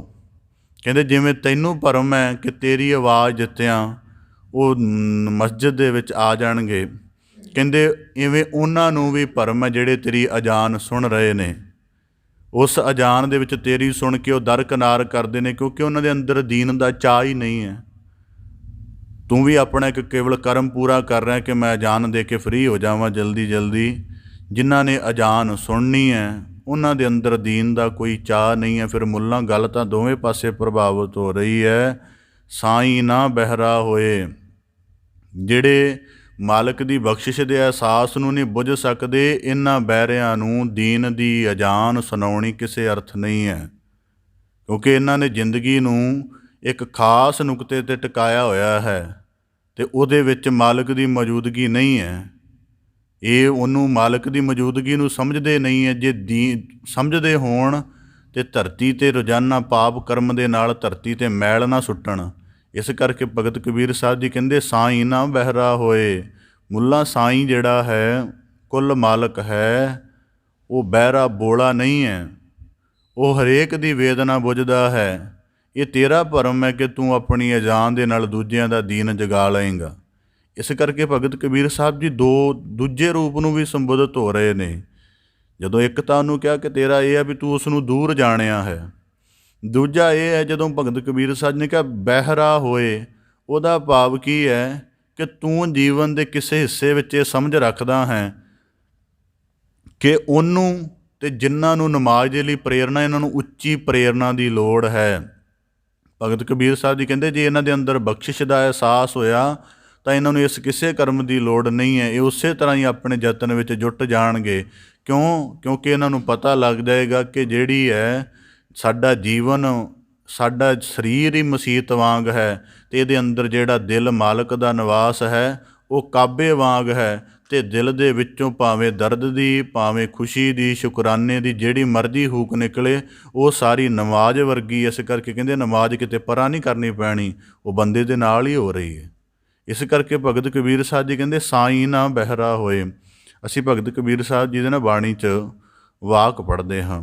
ਭਗਤ ਕਬੀਰ ਸਾਹਿਬ ਜੀ ਉਹ ਆਪਣੇ ਸ਼ਲੋਕ ਸ਼ਬਦਾਂ ਦੇ ਅੰਦਰ ਜ਼ਿਕਰ ਕਰਦੇ ਹਨ ਕਿ ਹੈ ਹਜੂਰ ਕਤ ਦੂਰ ਬਤਾਵੋ, ਦੁੰਦਰ ਵਾਦੋ ਸੁੰਦਰ ਪਾਵੋ। ਇਸੇ ਤਰ੍ਹਾਂ ਕਹਿੰਦੇ ਇੱਕ ਹੋਰ ਭਰਮ ਜਾਣਿਆ ਉਹਨਾਂ ਦੀ ਬਾਣੀ 'ਚ ਆਉਂਦਾ ਕਿ ਭਰਮ ਦੇ ਵਿੱਚ ਕਿਵੇਂ ਲੋਕ ਰਹਿੰਦੇ ਨੇ। ਦੱਖਣ ਦੇਸ ਹਰੀ ਕਾ ਵਾਸਾ, ਪੱਛਮ ਅਲਹ ਮੁਕਾਮਾ, ਦਿਲ ਮੈਂ ਖੋਜ ਦਿਲੈ ਦਿਲ ਖੋਜੋ ਇਹੀ ਠੌਰ ਮੁਕਾਮਾ। ਕਹਿੰਦੇ ਇੱਕ ਦਾ ਭਰਮ ਹੈ ਕਿ ਦੱਖਣ ਦੇ ਵਿੱਚ, ਪੂਰਬ ਦੇ ਵਿੱਚ ਮਾਲਕ ਵਸਦਾ ਹੈ। ਸਨਾਤਨ ਮਤ ਵਾਲੇ ਜਾਣਦੇ ਨੇ ਚੜ੍ਹਦੇ ਨੂੰ ਸਜਦਾ ਕਰਦੇ। ਕਹਿੰਦੇ ਇੱਕ ਨੇ ਜਾਣਿਆ ਪੱਛਮ ਵਿੱਚ ਵਸਦਾ ਹੈ। ਚਲੋ ਇਹ ਦੋ ਦਿਸ਼ਾਵਾਂ ਤੁਹਾਡੀਆਂ ਮੰਨ ਲਈਆਂ ਕਿ ਇਹਨਾਂ ਦੋਵਾਂ ਦੇ ਵਿੱਚ ਅੱਲਾਹ ਤਾਲਾ ਅਕਾਲ ਪੁਰਖ ਦਾ ਆਵਾਸ ਹੈ। ਕੀ ਫਿਰ ਬਾਕੀ ਦਿਸ਼ਾਵਾਂ ਉਹਦੀ ਮੌਜੂਦਗੀ ਤੋਂ ਬਿਨਾਂ ਨੇ, ਕਿ ਜਾਂ ਬਾਕੀ ਦਿਸ਼ਾਵਾਂ ਸਜਦੇ ਦੇ ਯੋਗ ਨਹੀਂ ਹਨ? ਇਸ ਕਰਕੇ ਸਜਦਾ ਵੇਖੋ, ਹੁਣ ਅਸੀਂ ਕਿਸੇ ਨੂੰ ਸਜਦਾ ਕਰਦੇ ਹਾਂ ਤਾਂ ਉਹਦਾ ਰੂਪ ਜਾਂ ਉਹਦਾ ਜੋ ਵੀ ਸਥਾਨ ਹੈ ਉਹਦਾ ਅਰਥ ਨਹੀਂ ਹੈ। ਅਰਥ ਹੈ ਕਿ ਅਸੀਂ ਕਿਸ ਭਰੋਸੇ ਵਿੱਚੋਂ, ਕਿਸ ਤਰ੍ਹਾਂ ਦੇ ਭਾਵ ਵਿੱਚੋਂ ਨਮਨ ਕਰ ਰਹੇ ਹਾਂ। ਜੇ ਅਸੀਂ ਭਰੋਸੇ ਵਿੱਚ ਨਮਨ ਕਿਤੇ ਵੀ ਕਰ ਦਿੱਤਾ, ਹੁਣ ਉਦਾਹਰਨ ਦੇ ਤੌਰ 'ਤੇ ਸਿੱਖ ਕੋਲੋਂ ਗੁਰਦੁਆਰਾ ਨੇੜੇ ਨਾ ਹੋਵੇ, ਕੋਈ ਧਰਮ ਸਥਾਨ ਵੀ ਨੇੜੇ ਨਾ ਹੋਵੇ, ਕੀ ਉਹ ਇਸ ਭਰਮ ਵਿੱਚ ਪੈ ਜਾਏਗਾ ਕਿ ਮੇਰੇ ਕੋਲ ਸਜਦਾ ਕਰਨ ਲਈ ਕੋਈ ਥਾਂ ਨਹੀਂ ਹੈ? ਸਜਦਾ ਤੇ ਤੂੰ ਆਪਣੇ ਭਾਵ ਦੇ ਵਿੱਚੋਂ ਕਰਨਾ ਕਿ ਤੇਰੇ ਅੰਦਰ ਉਸ ਮਾਲਕ ਦੀ ਬਖਸ਼ਿਸ਼ ਦੇ ਅਹਿਸਾਸ ਵਾਲਾ ਭਰੋਸਾ, ਉਹੋ ਜਿਹਾ ਵਿਸ਼ਵਾਸ, ਉਹੋ ਜਿਹਾ ਪਵਿੱਤਰਤਾ ਹੈ ਕਿ ਨਹੀਂ, ਕਿ ਤੂੰ ਉਹਦੀ ਹਰ ਕਣ ਵਿੱਚ ਉਹਦੀ ਮੌਜੂਦਗੀ ਜਾਣਦਾ ਕਿ ਨਹੀਂ। ਤੂੰ ਇਸ ਗੱਲ ਨੂੰ ਸਜਦਾ ਕਰਨਾ ਹੈ, ਫਿਰ ਭਾਵੇਂ ਜਿਸ ਤਰਫ ਮਰਜ਼ੀ ਸਿਰ ਝੁਕਾ ਦੇ, ਤੇਰਾ ਸਿਰ ਠੀਕ ਹੀ ਹੋਏਗਾ, ਪਰ ਤੇਰੇ ਅੰਦਰ ਦਾ ਭਾਵ ਪਹਿਲਾਂ ਠੀਕ ਹੋਣਾ ਚਾਹੀਦਾ ਹੈ। ਇਸ ਕਰਕੇ ਭਗਤ ਕਬੀਰ ਸਾਹਿਬ ਜੀ ਕਹਿੰਦੇ, ਸਾਈਂ ਨਾ ਬਹਿਰਾ ਹੋਏ। ਸਾਈਂ ਬੋਲਾ ਨਹੀਂ, ਉਹਨੂੰ ਉੱਚਾ ਨਹੀਂ ਸੁਣਦਾ, ਉਹਨੂੰ ਠੀਕ ਹੀ ਸੁਣਦਾ। ਇਸ ਕਰਕੇ ਜਦੋਂ ਭਗਤ ਕਬੀਰ ਸਾਹਿਬ ਜੀ ਦਾ ਇੱਕ ਹੋਰ ਭਾਵ ਹੈ, ਸਾਈਂ ਨਾ ਬਹਿਰਾ ਹੋਏ ਦਾ ਭਾਵ ਕੀ ਹੈ ਕਿ ਮਨੁੱਖ ਕੇ ਮੁੱਲਾਂ, ਜਿਸ ਪੱਖ 'ਤੇ ਤੂੰ ਆਪਣੀ ਅਜਾਨ ਦੀ ਚੋਟ ਨੂੰ ਕਰਨਾ ਹੈ, ਉਹ ਅਜਾਨ ਦੀ ਚੋਟ ਤੂੰ ਸਮਝ ਨਹੀਂ ਰਿਹਾ ਕਿੱਥੇ ਲਿਜਾਣੀ ਹੈ। ਹੁਣ ਉਦਾਹਰਨ ਦੇ ਤੌਰ 'ਤੇ ਸਾਡੇ ਤੋਂ ਕੋਈ ਬੰਦਾ 20, 25, 40 ਫੁੱਟ ਦੀ ਦੂਰੀ 'ਤੇ ਹੋਏ, ਫਿਰ ਹੀ ਉੱਚੀ ਆਵਾਜ਼ ਲਗਾਵਾਂਗੇ। ਜੇ ਨੇੜੇ ਹੋਵੇ ਤਾਂ ਨੇੜੇ ਕੀ ਕਰਾਂਗੇ? ਸੰਕੇਤ ਦੇ ਨਾਲ ਵੀ ਸਰ ਸਕਦਾ, ਸੰਕੇਤ ਕਰ ਦਈਏ, ਉਹ ਬਹੁਤ ਹੱਦ ਤੱਕ ਸਮਝ ਜਾਏਗਾ। ਇੰਝ ਹੀ ਭਗਤ ਕਬੀਰ ਸਾਹਿਬ ਜੀ ਕਹਿੰਦੇ, ਜਦੋਂ ਤੂੰ ਬਹਿਰੇ ਦੀ ਗੱਲ ਕਰਦਾ ਹੈ ਤਾਂ ਬਹਿਰੇ ਦਾ ਭਾਵ ਹੈ ਤੈਨੂੰ ਇਹ ਨਹੀਂ ਪਤਾ ਕਿ ਕਰਮ ਕਰ ਰਹੇ ਹੈ। ਕਰਮ ਦਾ ਪੂਰਾ ਫੋਰਸ ਵੀ ਹੈ ਤੇਰੇ 'ਚ, ਕਰਮ ਦੀ ਭਾਵਨਾ ਵੀ ਹੋ ਸਕਦੀ ਹੈ, ਪਰ ਕਰਮ ਦਾ ਮਰਕਜ਼ ਕੀ ਹੈ, ਕਰਮ ਕਰਨਾ ਕਿਸ ਲਈ ਹੈ, ਕਿੱਥੇ ਜਾ ਕੇ ਕਰਮ ਦਾ ਪ੍ਰਭਾਵ ਵਸਾਉਣਾ ਹੈ, ਇਸ ਗੱਲ ਦੀ ਸਮਝ ਨਹੀਂ ਆ ਰਹੀ। ਕਿਉਂਕਿ ਜਾਂ ਕਾਰਨ ਤੂੰ ਬਾਂਗ ਦੇ, ਜਿਹਦੇ ਕਰਕੇ ਤੂੰ ਬਾਂਗ ਦਿੰਨਾ, ਦਿਲ ਹੀ ਭੀਤਰ ਜੋਏ। ਇਹ ਥੋੜ੍ਹਾ ਸੌਖਾ ਕੰਮ ਹੈ। ਆਪਣੇ ਦਿਲ ਦੇ ਅੰਦਰ ਬੈਠ ਕੇ, ਆਪਣੀ ਦੇਹ ਦੀ ਇਕਾਗਰਤਾ ਵਿੱਚ, ਮਨ ਦੀ ਇਕਾਗਰਤਾ ਕਰਕੇ, ਤੇ ਆਪਣੇ ਭਾਵ ਨੂੰ ਪੂਰਾ ਇਕਾਗਰ ਕਰਕੇ, ਭਰੋਸੇ ਦੇ ਸਹਿਤ, ਸਬਰ ਸਬੂਰੀ ਦੇ ਸਹਿਤ ਜਿਹੜਾ ਉਹਨੂੰ ਸਜਦਾ ਕਰਨਾ ਹੈ, ਇਹ ਤੇਰੀ ਅਸਲ ਨਿਮਾਜ਼ ਹੈ। ਇਸ ਕਰਕੇ ਜਿਹੜੀ ਗੁਰੂ ਗ੍ਰੰਥ ਸਾਹਿਬ ਜੀ ਦੀ ਬਾਣੀ ਵਿੱਚ ਅਧਿਆਤਮਿਕਤਾ ਦਾ ਸਰੂਪ ਆਉਂਦਾ ਹੈ ਨਾ, ਜਦੋਂ ਇਹ ਠੀਕ ਢੰਗ ਦੇ ਨਾਲ ਅਮਲ 'ਚ ਆ ਜਾਏਗਾ, ਉਦੋਂ ਧਰਤੀ 'ਤੇ ਧਰਮਾਂ ਦੇ ਝਗੜੇ ਮੁੱਕਣਗੇ, ਉਸ ਤੋਂ ਪਹਿਲਾਂ ਨਹੀਂ। ਕਿਉਂਕਿ ਹਰੇਕ ਬੰਦਾ, ਧਰਮ ਦਾ ਬੰਦਾ, ਆਪਣੇ ਧਰਮ ਦੀ ਸਾਧਨਾ ਨੂੰ ਉੱਚਾ ਸੁੱਚਾ ਸਮਝਦਾ ਹੈ। ਉਹ ਕਹਿੰਦਾ ਸਾਡੀ ਮਰਜ਼ਾਦਾ, ਸਾਡੀ ਸਾਧਨਾ ਦੇ ਰੂਪ, ਸਾਡੀ ਸਾਧਨਾ ਦੇ ਢੰਗ ਚੰਗੇ ਹਨ, ਦੂਜਿਆਂ ਦੇ ਨਹੀਂ, ਜਾਂ ਦੂਜਿਆਂ ਦੇ ਘੱਟ ਹਨ। ਉਹ ਇਸੇ ਰੂਪ ਦੇ ਵਿੱਚ ਫਿਰ ਉਹਨਾਂ ਦੇ ਵਿੱਚ ਟਕਰਾਅ ਵੀ ਪੈਦਾ ਹੁੰਦੇ ਨੇ। ਪਿਛਲੇ ਸਮੇਂ 'ਚ ਤੁਸੀਂ ਜਾਣਿਆ ਵੀ ਹੋਣਾ, ਖਬਰਾਂ ਦੇ ਵਿੱਚ ਐਸੇ ਜ਼ਿਕਰ ਆਉਂਦੇ ਰਹਿੰਦੇ ਨੇ। ਤਾਂ ਭਗਤ ਕਬੀਰ ਸਾਹਿਬ ਜੀ ਕਹਿ ਰਹੇ ਕਿ ਤੂੰ ਜਿਹੜੀ ਅਧਿਆਤਮਿਕਤਾ ਕਮਾਉਣੀ ਹੈ ਮੁੱਲਾ, ਉਹ ਉਸ ਮਿੰਬਰ 'ਤੇ ਚੜ੍ਹ ਕੇ ਉੱਚੀ ਬਾਂਗ ਦੇ ਦੇਣ ਨਾਲ ਸੰਭਵ ਨਹੀਂ ਹੈ, ਕਿਉਂਕਿ ਤੂੰ ਅੰਦਰੋਂ ਬੋਲਾਂ ਹੈ, ਇਸ ਕਰਕੇ ਬਾਹਰ ਸੁਣਾਉਣ ਦਾ ਯਤਨ ਕਰ ਰਿਹਾ। ਜੇ ਤੂੰ ਅੰਦਰੋਂ ਸੁਣਦਾ ਹੁੰਦਾ ਤਾਂ ਪਹਿਲਾਂ ਜਿਹੜੀ ਅਜਾਨ ਹੈ ਤੈਨੂੰ ਚੋਟ ਕਰਦੀ, ਫਿਰ ਦੂਜਿਆਂ ਨੂੰ ਚੋਟ ਕਰਦੀ। ਇਸ ਕਰਕੇ ਧੰਨ ਸਤਿਗੁਰੂ ਗੁਰੂ ਨਾਨਕ ਸਾਹਿਬ ਜੀ ਦਾ ਜਦ ਕਈ ਇਸਲਾਮ ਦੇ ਪੰਡਤਾਂ ਦੇ ਨਾਲ, ਉਹਨਾਂ ਦੇ ਗਿਆਨੀਆਂ ਦੇ ਨਾਲ ਸੰਵਾਦ ਹੋਏ, ਤਾਂ ਸਤਿਗੁਰੂ ਗੁਰੂ ਨਾਨਕ ਸਾਹਿਬ ਜੀ ਨੇ ਉਹਨਾਂ ਨੂੰ ਸਾਂਝੀ ਅਧਿਆਤਮਿਕਤਾ ਤਹਿਤ ਕੀ ਉਪਦੇਸ਼ ਦਿੱਤਾ। ਬਾਣੀ 'ਚ ਵਾਕ ਨੇ, ਗੁਰੂ ਸਾਹਿਬ ਜੀ ਨੂੰ ਪੁੱਛਿਆ ਗਿਆ ਤੁਹਾਡੀ ਮਸੀਤ ਕੀ ਹੈ, ਤਾਂ ਗੁਰੂ ਸਾਹਿਬ ਜੀ ਨੇ ਕਿਹਾ ਮਿਹਰ ਮਸੀਤ। ਜਿੰਨਾ ਸਾਨੂੰ ਜੀਵਨ ਮਿਲਿਆ ਹੈ, ਜੀਵਨ ਦਾ ਜਿੰਨਾ ਤਾਣ ਮਿਲਿਆ ਹੈ, ਜੀਵਨ ਜਿਉਣ ਦੇ ਜਿੰਨੇ ਰੂਪ ਮਿਲੇ ਨੇ, ਇਹ ਸਾਰਾ ਮਿਹਰ ਰੂਪ ਹੈ। ਇਹਨੂੰ ਮਿਹਰ ਰੂਪ ਸਮਝਣਾ। ਮਿਹਰ ਮਸੀਤ ਸਿਦਕ ਮੁਸੱਲਾ, ਜੋ ਕੁਝ ਪ੍ਰਾਪਤ ਹੈ ਇਹਦੇ 'ਤੇ ਕੇਂਦਰਿਤ ਰਹਿ ਕੇ, ਇਹਦੇ 'ਤੇ ਭਰੋਸਾ ਰੱਖ ਕੇ, ਅਤੇ ਇਹਨੂੰ ਕੰਪਲੀਟ ਸਮਝ ਕੇ ਇਹਦੇ ਵਿੱਚ ਢਲ ਜਾਣਾ, ਅਤੇ ਇਸ ਅਕੀਦੇ ਨੂੰ ਕਦੀ ਨਾ ਡੋਲਣ ਦੇਣਾ। ਇਹ ਤੇਰਾ ਮੁਸੱਲਾ। ਮੁਸੱਲੇ ਦਾ ਭਾਵ ਜਦੋਂ ਨਮਾਜ਼ ਕਰਨ ਤੋਂ ਪਹਿਲਾਂ ਜਿਹੜਾ ਹੈ, ਉਹ ਹੇਠਾਂ ਇੱਕ ਕੱਪੜਾ ਵਿਛਾਉਂਦੇ ਨੇ, ਉਹਦੀ ਵੀ ਇੱਕ ਆਪਣਾ ਇੱਕ ਉਹਦਾ ਪੱਖ ਹੈ। ਤਾਂ ਭਗਤ ਕਵੀ ਗੁਰੂ ਸਾਹਿਬ ਜੀ ਕਹਿੰਦੇ ਮਿਹਰ ਮਸੀਤ ਸਿਦਕ ਮੁਸੱਲਾ। ਸਭ ਤੋਂ ਪਹਿਲਾਂ ਸਾਰੀ ਸ੍ਰਿਸ਼ਟੀ ਨੂੰ ਮਾਲਕ ਦੀ ਦਾਤ ਜਾਣ ਕੇ, ਬਖਸ਼ਿਸ਼ ਜਾਣ ਕੇ, ਇਹਦਾ ਅਹਿਸਾਸ ਆਪਣੇ ਅੰਦਰ ਭਰਨਾ, ਇਹ ਮਸੀਤ ਰੂਪ ਹੈ। ਭਰੋਸੇ ਦੇ ਜਬਤ ਵਿੱਚ ਰਹਿ ਕੇ ਕਿ ਜੋ ਕੁਝ ਠੀਕ ਹੈ, ਸਭ ਕੁਝ ਉਚਿਤ ਜਾਣ ਕੇ, ਉਹਦੇ ਨਾਲ ਇੱਕ ਸੁਰ ਹੋ ਜਾਣਾ ਸਭ ਤਰੀਕਿਆਂ ਤੋਂ, ਇਹਨੂੰ ਕਹਿੰਦੇ ਤੇਰਾ ਮੁਸੱਲਾ ਹੈ। ਮਿਹਰ ਮਸੀਤ ਸਿਦਕ ਮੁਸੱਲਾ, ਹੱਕ ਹੁਲਾਲ ਕੁਰਾਨ। ਅਤੇ ਜਿਹੜਾ ਤੇਰਾ ਹੱਕ ਸੱਚ ਹੈ, ਤੇਰੀ ਕੁਰਾਨ ਕੀ ਹੋਣੀ ਚਾਹੀਦੀ ਹੈ ਕਿ ਸੱਚ ਦੀ ਗੱਲ ਨੂੰ ਸੁਣਨਾ, ਉਹਦੀ ਕਮਾਈ ਕਰਨੀ ਅਤੇ ਸੱਚ ਦੇ ਅਨੁਭਵ ਨੂੰ ਆਪਣੇ ਜੀਵਨ 'ਚ ਕਮਾਉਣਾ, ਭਾਵ ਕਿ ਜਗਤ ਨੂੰ ਨਾਸ਼ਵਾਨ ਜਾਣ ਕੇ ਮਾਲਕ ਦੀ ਸੱਚ ਅਸਲੀਅਤ ਦੇ ਨਾਲ ਜਾਣਨਾ, ਜਿਹਨੂੰ ਅੱਲਾ ਦਾ ਭਾਵ ਨਾ ਕਰਨ ਵਾਲਾ ਜਿਹੜਾ ਲਾ ਮਕਾਨ ਹੈ। ਕਹਿੰਦੇ ਸਰਮ ਸੁੰਨਤ, ਭਾਵ ਕਿ ਜਿਹੜੀ ਤੇਰੇ ਅੰਦਰ ਵਿਕਾਰਾਂ ਤੋਂ ਭਾਵ ਬਚਣ ਦੀ, ਇੰਦਰੀਆਂ ਦੇ ਵਿਕਾਰੀ ਭਾਵ ਨੂੰ ਰੋਕਣ ਦੀ ਸਾਧਨਾ ਹੈ, ਉਹ ਤੇਰੀ ਸੁੰਨਤ ਹੋਵੇ। ਰੋਜ਼ਾ ਤੇਰਾ ਕੀ ਹੋਵੇ ਕਿ ਬੜੀ ਪਵਿੱਤਰਤਾ ਦੇ ਵਿੱਚ ਰਹਿਣਾ। ਸਰਮ ਸੁੰਨਤ ਸੀਲ ਰੋਜ਼ਾ ਹੋ ਮੁਸਲਮਾਨ।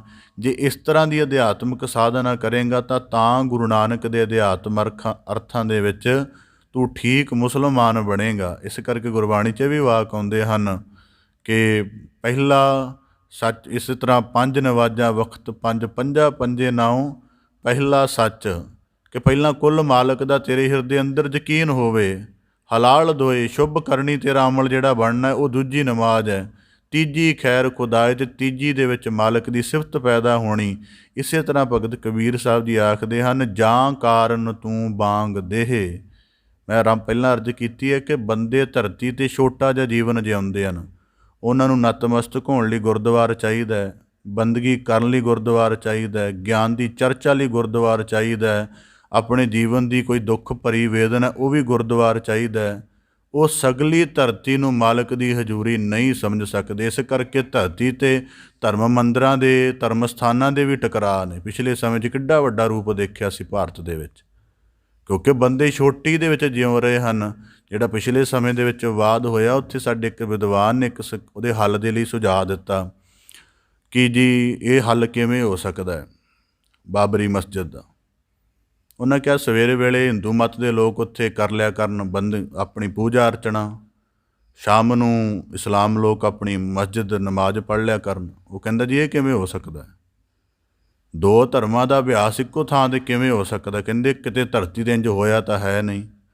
ਕਹਿੰਦੇ ਹੋਇਆ ਤਾਂ ਹੈ। ਗੁਰੂ ਗ੍ਰੰਥ ਸਾਹਿਬ ਜੀ ਦੀ ਬਾਣੀ ਦੇ ਵਿੱਚ ਅੱਲਾ ਦੀ ਵੀ ਧੁਨ ਸੁਣਾਈ ਦਿੰਦੀ ਹੈ, ਰਾਮ ਦੀ ਧੁਨ ਵੀ ਸੁਣਾਈ ਦਿੰਦੀ ਹੈ। ਬਾਣੀ ਦਾ ਵਾਕ ਪੜ੍ਹਦੇ ਹਾਂ, ਕੋਈ ਬੋਲੇ ਰਾਮ ਰਾਮ ਕੋਈ, ਖੁਦਾਏ ਕੋਈ ਸੇਵੈ ਗੁਸਾਈਆਂ ਕੋਈ, ਅਲਾਹੀ। ਇਸ ਤਰ੍ਹਾਂ ਦੀ ਅਧਿਆਤਮਿਕਤਾ ਪੈਦਾ ਹੋਏਗੀ ਅਤੇ ਤਾਂ ਧਰਤੀ 'ਤੇ ਧਰਮਾਂ ਦੇ ਸੰਕਟ ਟੁੱਟਣਗੇ। ਤਾਂ ਭਗਤ ਕਬੀਰ ਸਾਹਿਬ ਜੀ ਕਹਿੰਦੇ, ਜਾਂ ਕਾਰਨ ਤੂੰ ਬਾਂਗ ਦੇਹ। ਕਈ ਦਫਾ ਥੋੜ੍ਹਾ ਨੁਕਤੇ, ਕਿਉਂਕਿ ਸਾਰੇ ਜੁੜਦੇ ਤਾਂ ਉਹਦੇ ਬਾਰੇ ਬੋਲੀਦਾ, ਉਂਝ ਉਹਦਾ ਅਰਥ ਨਹੀਂ ਇੰਨਾ ਹੁੰਦਾ। ਕਈ ਵਾਰੀ ਦੇਖੀਦਾ ਮਨੁੱਖ ਗੁਰੂ ਸਨਮੁਖ ਆਪਣੀ ਅਰਦਾਸ ਰੱਖਦਾ ਹੈ। ਅਰਦਾਸ ਦੇ ਅੰਦਰ ਤੇਰੀ ਆਪਣੀ ਵੇਦਨਾ ਹੈ, ਆਪਣੀ ਤੇਰੀ ਪੀੜ ਹੈ, ਆਪਣੀ ਤੇਰੀ ਭਾਵਨਾ ਹੈ, ਆਪਣਾ ਤੇਰਾ ਭਰੋਸਾ ਹੈ। ਸਨਮੁਖ ਵੀ ਆ ਗਏ, ਅਜੇ ਵੀ ਤੇਰੇ ਸ਼ਬਦਾਂ ਦੀ ਧੁਨ ਜ਼ਿਆਦਾ ਉੱਚੀ ਹੈ। ਇਹਦਾ ਮਤਲਬ ਅਜੇ ਵੀ ਦੂਰ ਜਾਣ ਰਿਹਾ। ਉੱਥੇ ਤੇ ਸ਼ਬਦ ਮੰਦ ਪੈ ਜਾਂਦੇ ਨੇ। ਜੇ ਇਸ ਕਰਕੇ ਭਰੋਸੇ ਦੇ ਵਿੱਚ ਅੰਦਰੋਂ ਢਲਣਾ ਹੁੰਦਾ ਹੈ, ਬਾਹਰੋਂ ਨਹੀਂ ਹੁੰਦਾ। ਇਹਦਾ ਮਤਲਬ ਜਦੋਂ ਤੂੰ ਉੱਚੀ ਪੁਕਾਰ ਕਰ ਰਿਹਾ ਹੈ, ਤੇਰੇ ਅੰਦਰ ਦਾ ਭਰੋਸਾ ਕਮਜ਼ੋਰ ਹੈ।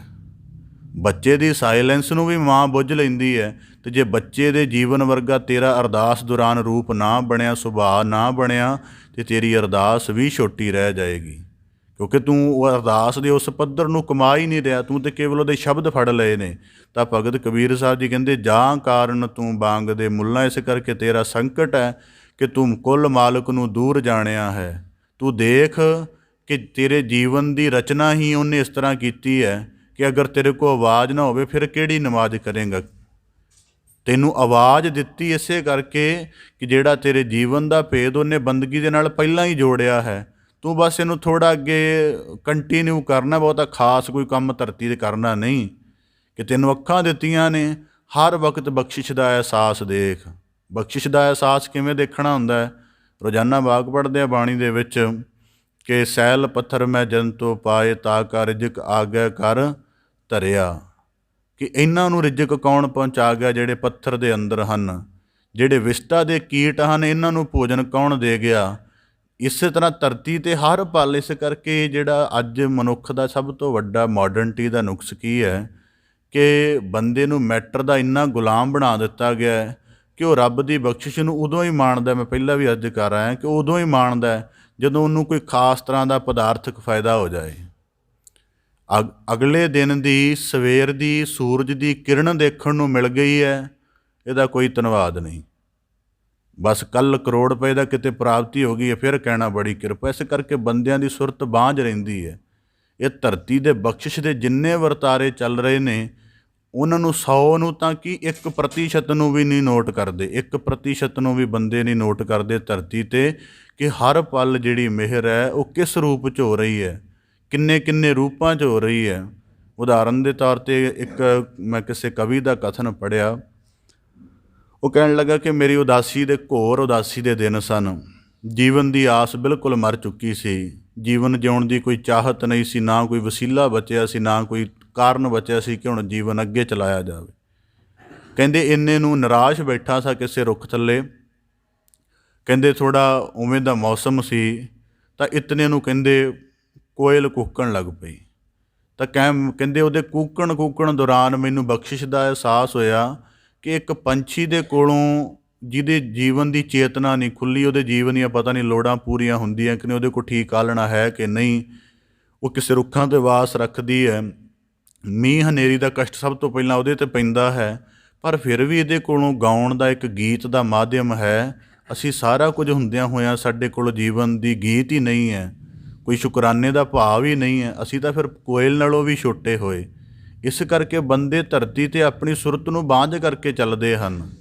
ਇਸ ਕਰ ਗੁਰਬਾਣੀ 'ਚ ਵਾਕ ਹੁੰਦਾ ਨਾ, ਧੰਨ ਸੋ ਵੇਲਾ ਜਿਤ ਦਰਸ਼ਨ ਕਰਨਾ। ਉਹਦਾ ਭਾਵ ਹੈ ਕਿ ਜਿਹੜਾ ਅਸੀਂ ਚੱਲ ਕੇ ਆ ਗਏ ਕੋਈ ਛੋਟੀ ਗੱਲ ਨਹੀਂ ਹੈ, ਇਹਦੇ ਵਿੱਚ ਸਾਡੇ ਪੂਰਬਲੇ ਜਨਮ ਦੀ ਕਮਾਈ ਮਿਹਰ ਦਾ ਕੋਈ ਕਰਮ ਚੱਲਿਆ ਰਹਿੰਦਾ। ਨਹੀਂ ਤਾਂ ਮੈਂ ਐਸੇ ਵੀ ਕਈ ਦੇਖੇ ਹਨ, ਇਸ ਗੁਰਦੁਆਰ ਤਾਂ ਕਿ ਹਰਿਮੰਦਰ ਦੇ ਨਿਕਟ ਰਹਿ ਕੇ ਵੀ 30-30 ਸਾਲ ਹੋ ਗਏ ਨਹੀਂ ਜਾ ਸਕੇ, ਕਰਮ ਹੀ ਐਸਾ ਹੈ। ਕੇਵਲ 20-25 ਮੀਟਰ ਦੀ ਦੂਰੀ 'ਤੇ ਰਹਿੰਦੇ ਨੇ, ਗਲਿਆਰੇ ਦੇ ਨਿਕਟ ਜਾ ਹੀ ਨਹੀਂ ਸਕੇ। ਇਸ ਤਰ੍ਹਾਂ ਦੇ ਵੀ ਨਿਖਿੱਧ ਕਰਮ ਧਰਤੀ 'ਤੇ ਬੰਦਿਆਂ ਦੇ ਬਣ ਜਾਂਦੇ ਨੇ। ਅਤੇ ਜੇ ਸਾਡੇ ਕੁਦਰਤੀ ਬਣੇ ਹੋਏ ਹਨ ਤਾਂ ਇਹਦਾ ਜ਼ਿਆਦਾ ਧੰਨਵਾਦ ਪੈਦਾ ਕਰਨਾ ਚਾਹੀਦਾ। ਇੱਕ ਦਫਾ ਮੈਨੂੰ ਯਾਦ ਹੈ, ਸਾਨੂੰ ਬਚਪਨ ਦੇ ਵਿੱਚ ਸਿੱਖਿਆ ਇਹ ਦਿੱਤੀ ਕਿ ਗੁਰਦੁਆਰਾ ਆਓ, ਪਹਿਲਾਂ ਅਰਦਾਸ ਦੇ ਵਿੱਚ ਧੰਨਵਾਦ ਕਰੋ ਕਿ ਸਾਨੂੰ ਇਸ ਦੁਆਰ 'ਤੇ ਆਉਣਾ ਨਸੀਬ ਹੋਇਆ, ਬਾਕੀ ਆਪਣਾ ਰੌਲਾ ਬਾਅਦ 'ਚ ਪਾਓ, ਜੋ ਵੀ ਦੁੱਖ ਪੀੜ ਕਹਿਣੀ ਉਹ ਬਾਅਦ 'ਚ, ਪਹਿਲਾਂ ਆਉਣ ਦਾ ਅਤੇ ਬੈਠਣ ਦਾ ਧੰਨਵਾਦ ਕਰੋ, ਜਾਣ ਲੱਗਿਆਂ ਵੀ ਕਰੋ। ਇਸ ਕਰਕੇ ਤਾਂ ਕਰਕੇ ਭਗਤ ਕਬੀਰ ਸਾਹਿਬ ਜੀ ਕਹਿੰਦੇ, ਜਾਂ ਕਾਰਨ ਤੂੰ ਬਾਂਗ ਦੇ, ਉਹ ਕਿ ਜਿੰਨਾ ਪਹਿਲਾਂ ਤੂੰ ਆਪ ਹੀ ਤੇਰੇ ਅੰਦਰ ਉਸ ਤਰ੍ਹਾਂ ਦਾ ਭਰੋਸਾ ਨਹੀਂ ਹੈ, ਉਸ ਤਰ੍ਹਾਂ ਦਾ ਅਭਿਆਸ ਨਹੀਂ ਹੈ, ਅਤੇ ਜਿਹੜੇ ਤੇਰੀ ਅਜ਼ਾਨ ਸੁਣਨਗੇ ਉਹ ਕਿਵੇਂ ਜੁੜਨਗੇ। ਇਸ ਕਰਕੇ ਭਗਤ ਕਬੀਰ ਸਾਹਿਬ ਜੀ ਕਹਿੰਦੇ, ਦਿਲ ਹੀ ਭੀਤਰ ਜੋਏ। ਮੁੱਲਾਂ ਜਿਹੜੀ ਨਮਾਜ਼ ਥਾਂ ਪੈਣੀ ਹੈ ਨਾ, ਉਹ ਤੇਰੀ ਉਦੋਂ ਪੈਣੀ ਹੈ ਜਦੋਂ ਤੂੰ ਆਪਣੇ ਦਿਲ ਦੇ ਅੰਦਰ ਬੈਠ ਕੇ, ਭਾਵ ਕਿ ਪਹਿਲਾਂ ਆਪਣੀ ਅੰਤਰੀਵ ਨੂੰ ਬੁੱਝ ਕੇ ਮੇਰਾ ਅੰਤਰੀਵ ਕਿਹੋ ਜਿਹਾ ਹੈ, ਕਿ ਜਿੰਨੇ ਭਰੋਸੇ ਦੀ ਮੰਗ ਅਕਾਲ ਪੁਰਖ ਦੀ ਮਿਹਰ ਲਈ ਕੀਤੀ ਜਾਂਦੀ ਹੈ, ਕੀ ਓਨੇ ਭਰੋਸੇ ਦੀ ਕਮਾਈ ਮੇਰੇ ਕੋਲ ਹੈ? ਜਿੰਨੇ ਸਮਰਪਣ ਦੇ ਨਾਲ ਅੱਲਾਹ ਤਾਲਾ ਦੀ ਮਿਹਰ ਦੇ ਨੇੜੇ ਹੋਇਆ ਜਾਣਾ ਹੈ, ਕੀ ਓਨਾ ਸਮਰਪਣ ਹੈ?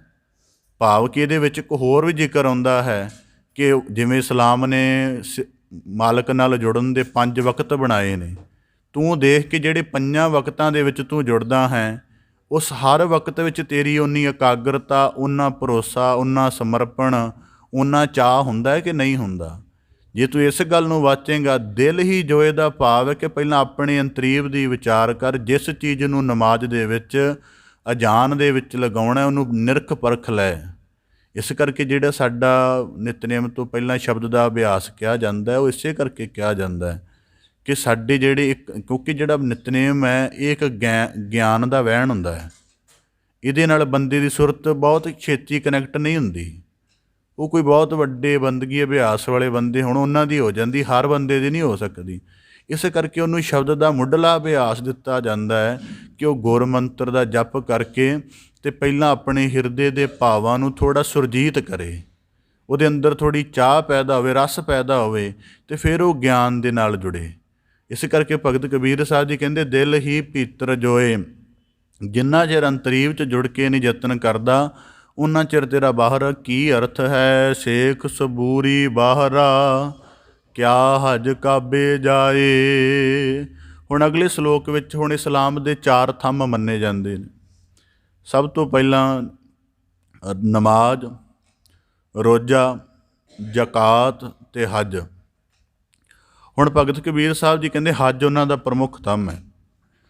ਭਗਤ ਕਬੀਰ ਸਾਹਿਬ ਜੀ ਕਿਸੇ ਨੇ ਕਿਹਾ ਕਿ ਜੀ ਮੈਂ ਹੱਜ ਜਾ ਆਇਆ, ਮੈਂ ਬੜਾ ਵੱਡਾ ਕਰਮ ਕਰ ਆਇਆ, ਪਰ ਭਗਤ ਕਬੀਰ ਸਾਹਿਬ ਜੀ ਕਹਿਣ ਲੱਗੇ, ਸੇਖ ਸਬੂਰੀ ਬਾਹਰਾ, ਜਦੋਂ ਤੱਕ ਸਬਰ ਦੇ ਆਲਮ ਵਿੱਚ ਘੜ ਕੇ ਤੇਰਾ ਜੀਵਨ ਟਿਕਿਆ ਨਹੀਂ, ਤੇਰੇ ਅੰਦਰ ਸਬਰ, ਸੰਤੋਖ, ਸ਼ੁਕਰਾਨਾ, ਯਾਦ ਦਾ ਪੱਧਰ ਨਹੀਂ ਪੈਦਾ ਹੋਇਆ, ਤੇਰੇ ਹੱਜ ਜਾਣ ਦਾ ਕੀ ਅਰਥ ਹੈ। ਭਾਵ ਕਿ ਆਪਣੇ ਦਿਲ ਨੂੰ ਭਰੋਸੇ ਦੇ ਨਾਲ ਭਰਪੂਰ ਨਹੀਂ ਕੀਤਾ, ਮਾਲਕ ਦੀਆਂ ਬਖਸ਼ਿਸ਼ਾਂ ਨੂੰ ਮਾਣ ਕੇ ਸਬਰ ਨਹੀਂ ਸਿੱਖਿਆ, ਜੀਵਨ ਦੇ ਉੱਚੇ ਨੀਵੇਂ ਹਾਲਾਤਾਂ ਦੇ ਵਿੱਚ ਸ਼ੁਕਰ ਦੀ ਭਾਵਨਾ ਨਹੀਂ ਕਮਾਈ, ਅਤੇ ਹਰ ਵੇਲੇ ਆਪਣੀ ਕਾਇਆ ਨੂੰ ਸਫਲ ਕਰਨ ਦੇ ਲਈ ਕੁੱਲ ਮਾਲਕ ਦੀ ਯਾਦ ਨੂੰ ਆਪਣੇ ਹਿਰਦੇ ਅੰਦਰ ਨਹੀਂ ਉਤਰਨ ਦਿੱਤਾ। ਭਗਤ ਕਬੀਰ ਸਾਹਿਬ ਜੀ ਕਹਿੰਦੇ, ਜੇ ਇਸ ਤਰ੍ਹਾਂ ਦਾ ਜੀਵਨ ਲੈ ਕੇ ਹੱਜ ਕਰ ਵੀ ਆਇਆ ਹੈ ਤਾਂ ਸ਼ੇਖ ਭਾਵ ਤੇਰੇ ਹੱਜ ਦਾ ਕੀ ਅਰਥ ਰਹਿ ਜਾਂਦਾ ਹੈ, ਕਿਉਂਕਿ ਉੱਥੋਂ ਤਾਂ ਰੰਗਤ ਵਾਲਾ ਜੀਵਨ ਲੈ ਕੇ ਆਉਣਾ ਸੀ। ਇਸ ਕਰਕੇ ਕਿੰਨੇ ਸੰਕਟ ਨੇ। ਕਦੇ ਇਸ ਗੱਲ ਦੀ ਵੀ ਵਿਚਾਰ ਹੋਣੀ ਚਾਹੀਦੀ ਹੈ ਕਿ ਗੁਰੂ ਘਰ ਕਿਹੜਾ ਬੰਦਾ ਆਉਣਾ ਚਾਹੀਦਾ, ਵੀ ਕਿਹੜਾ ਬੰਦਾ ਗੁਰੂ ਘਰ ਆਵੇ ਤੇ ਉਹ ਪ੍ਰਵਾਨ ਹੈ। ਇਸ ਕਰਕੇ ਧਰਮ ਮੰਦਰ ਦੇ ਵਿੱਚ ਉੱਚਾ ਸੁੱਚਾ ਜੀਵਨ ਲਿਆਉਣਾ ਹੈ, ਧਰਮ ਮੰਦਰ ਦੇ ਵਿੱਚ ਆ ਕੇ ਵੀ ਲੋੜਾਂ ਦਾ ਜ਼ਿਕਰ ਹੈ। ਮਤਲਬ ਜੀਵਨ ਦੀ ਜਿਹੜੀ ਲੋੜ ਹੈ, ਲੋੜ ਦੇ ਕਾਲ ਨੂੰ ਤਾਂ ਛੱਡਣਾ ਹੈ ਬੰਦੇ ਨੇ, ਉਸੇ ਲੋੜ ਦੇ ਜ਼ਿਕਰ ਨੂੰ ਉਹਨੇ ਆਪਣੇ ਉੱਪਰ ਡੋਮੀਨੈਂਟ ਕਰਾ ਕੇ ਅਤੇ ਮਾਲਕ ਦੀ ਜਿਹੜੀ ਯਾਦ ਦੇ ਸਿਲਸਿਲੇ ਨਾਲ ਨਿਰਲੇਪ ਜੀਵਨ ਦੀ ਉਚਾਈ ਕਮਾਉਣੀ ਹੈ, ਉਹਨੂੰ ਹੋਰ ਉਸ ਲੋੜ ਵਿੱਚ ਪਾ ਲਿਆ ਹੈ। ਤਾਂ ਕਰਕੇ ਭਗਤ ਕਬੀਰ ਸਾਹਿਬ ਜੀ ਕਹਿੰਦੇ, ਕਿਆ ਹੱਜ ਕਾਬੇ ਜਾਏ, ਕਿ ਕਾਬੇ ਦੀ ਯਾਤਰਾ ਕਰ ਆਇਆ, ਉਹਨੂੰ ਸਜਦਾ ਕਰ ਆਇਆ ਹੈ, ਸੰਗੇ ਅਸਵਦ ਨੂੰ ਚੁੰਮ ਆਇਆ ਹੈ, ਤੂੰ ਚੱਲ ਕੇ ਵੀ ਗਿਆ, ਉੱਥੇ ਕਈ ਦਿਨ ਰੋਜ਼ੇ ਵੀ ਰੱਖੇ ਨੇ। ਪਰ ਗੱਲ ਤਾਂ ਇਹ ਹੈ, ਸੇਖ ਸਬੂਰੀ ਬਾਹਰਾ, ਸਬਰ ਦਾ ਜਿਹੜਾ ਉੱਚਾ ਸੁੱਚਾ ਜੀਵਨ ਕਮਾਇਆ ਜਾਣਾ ਸੀ ਉਹ ਤੇਰੇ ਕੋਲ ਨਹੀਂ ਕਮਾਇਆ ਗਿਆ। ਇਸ ਕਰਕੇ ਜਿਹੜਾ ਸਬਰ ਹੈ ਨਾ, ਇਹਦੀਆਂ ਬੜੀਆਂ ਕਮਾਲ ਦੀਆਂ ਵਿਆਖਿਆ ਸੂਫੀਆਂ ਨੇ ਕੀਤੀਆਂ ਹੋਈਆਂ ਨੇ। ਉਹ ਸਬਰ ਦੇ ਸੰਬੰਧ ਵਿੱਚ ਇੰਝ ਵੀ ਆਖਦੇ ਹਨ ਕਿ ਜੀਵਨ ਦੇ ਬਾਰੇ ਜੋ ਕੁਝ, ਜਿਵੇਂ ਮਤਲਬ ਇੱਕ ਬੱਚੇ ਨੂੰ ਆਪਣੀਆਂ ਲੋੜਾਂ ਦਾ ਕੋਈ ਅਹਿਸਾਸ ਨਹੀਂ ਨਾ ਹੁੰਦਾ ਵੀ ਕੀ ਮੇਰੀ ਲੋੜ ਹੈ, ਕਹਿੰਦੇ ਇਸ ਤਰ੍ਹਾਂ ਦੀ ਉਚਾਈ ਕਮਾ ਲੈਣੀ ਜੀਵਨ ਦੇ ਵਿੱਚ ਕਿ ਕਿਸੇ ਤਰ੍ਹਾਂ ਦੀ ਲੋੜ ਹੀ ਨਾ ਰਹਿਣੀ। ਇੱਥੋਂ ਤੱਕ ਉਹ ਮਨਫੀ ਕਰਦੇ ਹਨ ਕਿ ਭੋਜਨ ਪਾਣੀ ਦੀ ਲੋੜ ਵੀ ਨਾ ਰਹਿਣੀ, ਮਤਲਬ ਜੀਵਨ ਇੰਨਾ ਭਰਪੂਰ ਹੈ। ਤਾਂ ਭਗਤ ਕਬੀਰ ਸਾਹਿਬ ਜੀ ਕਹਿੰਦੇ, ਸੇਖ ਸਬੂਹਰੀ ਬਾਹਰਾ, ਜੇ ਤੇਰੇ ਹਿਰਦੇ ਅੰਦਰ ਸਬਰ ਦਾ ਆਲਮ। ਹੁਣ ਸਬਰ ਦਾ ਇੱਕ ਹੋਰ ਵੀ ਭਾਵ ਹੁੰਦਾ ਕਿ ਜੀਵਨ ਦੇ ਵਿੱਚ ਕੀ ਹੈ, ਜੀਵਨ ਇੱਕ ਸਮਾਨ ਨਹੀਂ ਰਹੇਗਾ। ਮਨੁੱਖ ਜਦ ਥੋੜ੍ਹੇ ਦਿਨ ਠੀਕ ਹੋਣ ਤਾਂ ਸੁਖੀ ਕਹਿਣ ਲੱਗ ਪੈਂਦਾ, ਥੋੜ੍ਹੇ ਦਿਨ ਠੀਕ ਨਾ ਚੱਲਣ ਦੁਖੀ ਕਹਿਣ ਲੱਗ ਪੈਂਦਾ। ਅਤੇ ਸਬਰ ਉਹ ਚੀਜ਼ ਹੈ ਜਿਹੜਾ ਨਾ ਬੰਦੇ ਨੂੰ ਸੁੱਖ ਵਿੱਚ ਪਾਗਲ ਹੋਣ ਦਿੰਦਾ ਹੈ ਅਤੇ ਨਾ ਦੁੱਖ ਵਿੱਚ ਡੋਲਣ ਦਿੰਦਾ, ਉਹਦੇ ਅੰਦਰ ਦਾ ਇੱਕ ਖਾਸ ਜ਼ਬਤ ਬਣਾ ਕੇ ਰੱਖਦਾ ਹੈ। ਫਿਰ ਸਬਰ ਦਾ ਭਾਵ ਇਹ ਹੈ ਕਿ ਉਹ ਆਪਣੀ ਦੇਹ ਦੇ ਨਾਲ ਜਿੰਨਾ ਉੱਦਮ ਕਰ ਲੈਂਦਾ, ਉਸ ਤੋਂ ਜਿੰਨਾ ਪ੍ਰਾਪਤ ਹੋ ਗਿਆ ਉਸ ਤੋਂ ਅਗਲਾ ਯਤਨ ਨਹੀਂ ਕਰਦਾ। ਇਸ ਕਰਕੇ ਸੂਫੀ ਆਖਦੇ ਹਨ ਕਿ ਸਬਰ ਪੰਛੀਆਂ ਕੋਲੋਂ ਸਿੱਖੋ। ਬਾਬਾ ਫਰੀਦ ਸਾਹਿਬ ਜੀ ਆਖਦੇ ਹਨ, ਕੱਕਰ ਚੁਗਨ ਥਲ ਵਸਨ ਰੱਬ ਨਾ ਛੋਡਣ ਪਾਸ। ਕਦੀ ਪੰਛੀ ਨੇ ਇਹ ਨਹੀਂ ਕੀਤਾ। ਪੰਛੀ ਦਾ ਸਬਰ ਦੇਖੋ ਕਿ ਉਹ ਜਦੋਂ ਦਾਣਾ ਚੁਗਦਾ ਹੈ, ਆਪਣੀ ਦਾਣੇ ਦੀ ਭਾਲ ਕਰਦਾ ਹੈ, ਜਦੋਂ ਸ਼ਾਮ ਪੈ ਜਾਂਦੀ ਉਹ ਪ੍ਰਤੀਤ ਛੱਡ ਦਿੰਦਾ ਹੈ। ਉਹ ਨਹੀਂ ਵਿਚਾਰਦਾ ਕਿ ਹੁਣ ਹਨੇਰਾ ਹੋਣ ਵਾਲਾ ਅਤੇ ਹੋਰ 2 ਘੜੀਆਂ ਚੁਗ ਲਈਏ, ਬਸ ਉਸੇ ਵੇਲੇ ਆਪਣੇ ਆਲ੍ਹਣੇ ਨੂੰ ਪਰਤਣਾ ਸ਼ੁਰੂ ਕਰ ਦਿੰਦਾ। ਸਾਡੇ ਜੀਵਨ ਦੇ ਸਾਰੇ ਆਯਾਮ ਪੂਰੇ ਹੋ ਵੀ ਜਾਂਦੇ ਨੇ, ਪ੍ਰਸਿੱਧੀ ਦੇ, ਮਾਇਆ ਦੇ, ਹੋਰ ਸਾਰੇ ਪੂਰੇ ਹੋ ਜਾਂਦੇ ਨੇ, ਤਾਂ ਵੀ ਅੰਤਮ ਪਲ ਤੱਕ ਬੰਦੇ ਦੀ ਪ੍ਰਸਿੱਧੀ ਦੀ, ਧਨ ਜੋੜਨ ਦੀ ਦੌੜ ਬਣੀ ਰਹਿੰਦੀ ਹੈ। ਇਹਦਾ ਮਤਲਬ ਇਹ ਬੰਦਾ ਸਬਰ ਵਿੱਚ ਨਹੀਂ ਹੈ। ਸਬਰ ਦੀਆਂ ਬੜੀਆਂ ਚੰਗੀਆਂ ਵਿਆਖਿਆਵਾਂ, ਇੱਕ ਲਿਵਿੰਗਸਟਨ ਦੀ ਕਿਤਾਬ ਹੈ, ਉਹਨੇ ਬੜੀਆਂ ਕਮਾਲ ਦੀਆਂ ਗੱਲਾਂ ਕਹੀਆਂ ਹੋਈਆਂ ਨੇ ਉਹਦੇ ਵਿੱਚ, ਕਿ ਸਬਰ ਦੇ, ਰਿਜ਼ਕ ਦੇ, ਭਾਣੇ ਦੇ, ਸ਼ੁਕਰ ਦੇ ਕੀ ਅਰਥ ਹੁੰਦੇ ਹਨ। ਇੱਕ ਉਹਨਾਂ ਸਬਰ ਦਾ ਅਰਥ ਇਹ ਵੀ ਦੱਸਿਆ ਹੈ ਕਿ ਜੀਵਨ ਦਾ ਜਿੰਨਾ ਕੁਝ ਪ੍ਰਾਪਤ ਹੋ ਗਿਆ ਹੈ, ਇਸ ਸਾਰੇ ਨੂੰ ਪ੍ਰਭੂ ਕਰਮ ਦੇ ਲਈ ਅਰਪਣ ਕਰ ਦੇਣਾ, ਇਹ ਸਬਰ ਹੈ। ਭਾਵ ਕਿ ਆਪਣੇ ਜੀਵਨ ਦੀ ਪ੍ਰਾਪਤੀ ਛੱਡ ਕੇ ਅੱਲਾ ਦੇ ਕਰਮ ਲਈ ਧਰਤੀ 'ਤੇ ਵਿਚਰਨਾ। ਅੱਲਾ ਦੇ ਕਰਮ ਦੇ ਲਈ ਵਿਚਰਨ ਦਾ ਮਤਲਬ ਕਿ ਦੁਨੀਆ ਨੂੰ ਮਾਲਕ ਦੇ ਭਰੋਸੇ ਦੇ ਨਾਲ, ਉਹਦੇ ਗਿਆਨ ਦੇ ਨਾਲ, ਉਹਦੀ ਇਬਾਦਤ ਦੇ ਨਾਲ ਸਰ ਸਬਜ਼ ਕਰਨਾ, ਇਹ ਵੀ ਸਬਰ ਹੈ। ਇਸ ਕਰਕੇ ਭਗਤ ਕਬੀਰ ਸਾਹਿਬ ਜੀ ਕਹਿੰਦੇ, ਕਿਆ ਹੱਜ ਕਾਬੇ ਜਾਏ, ਜੇ ਸਬਰ ਦਾ ਇਹ ਮੁਕਾਮ ਨਹੀਂ ਕਮਾਇਆ।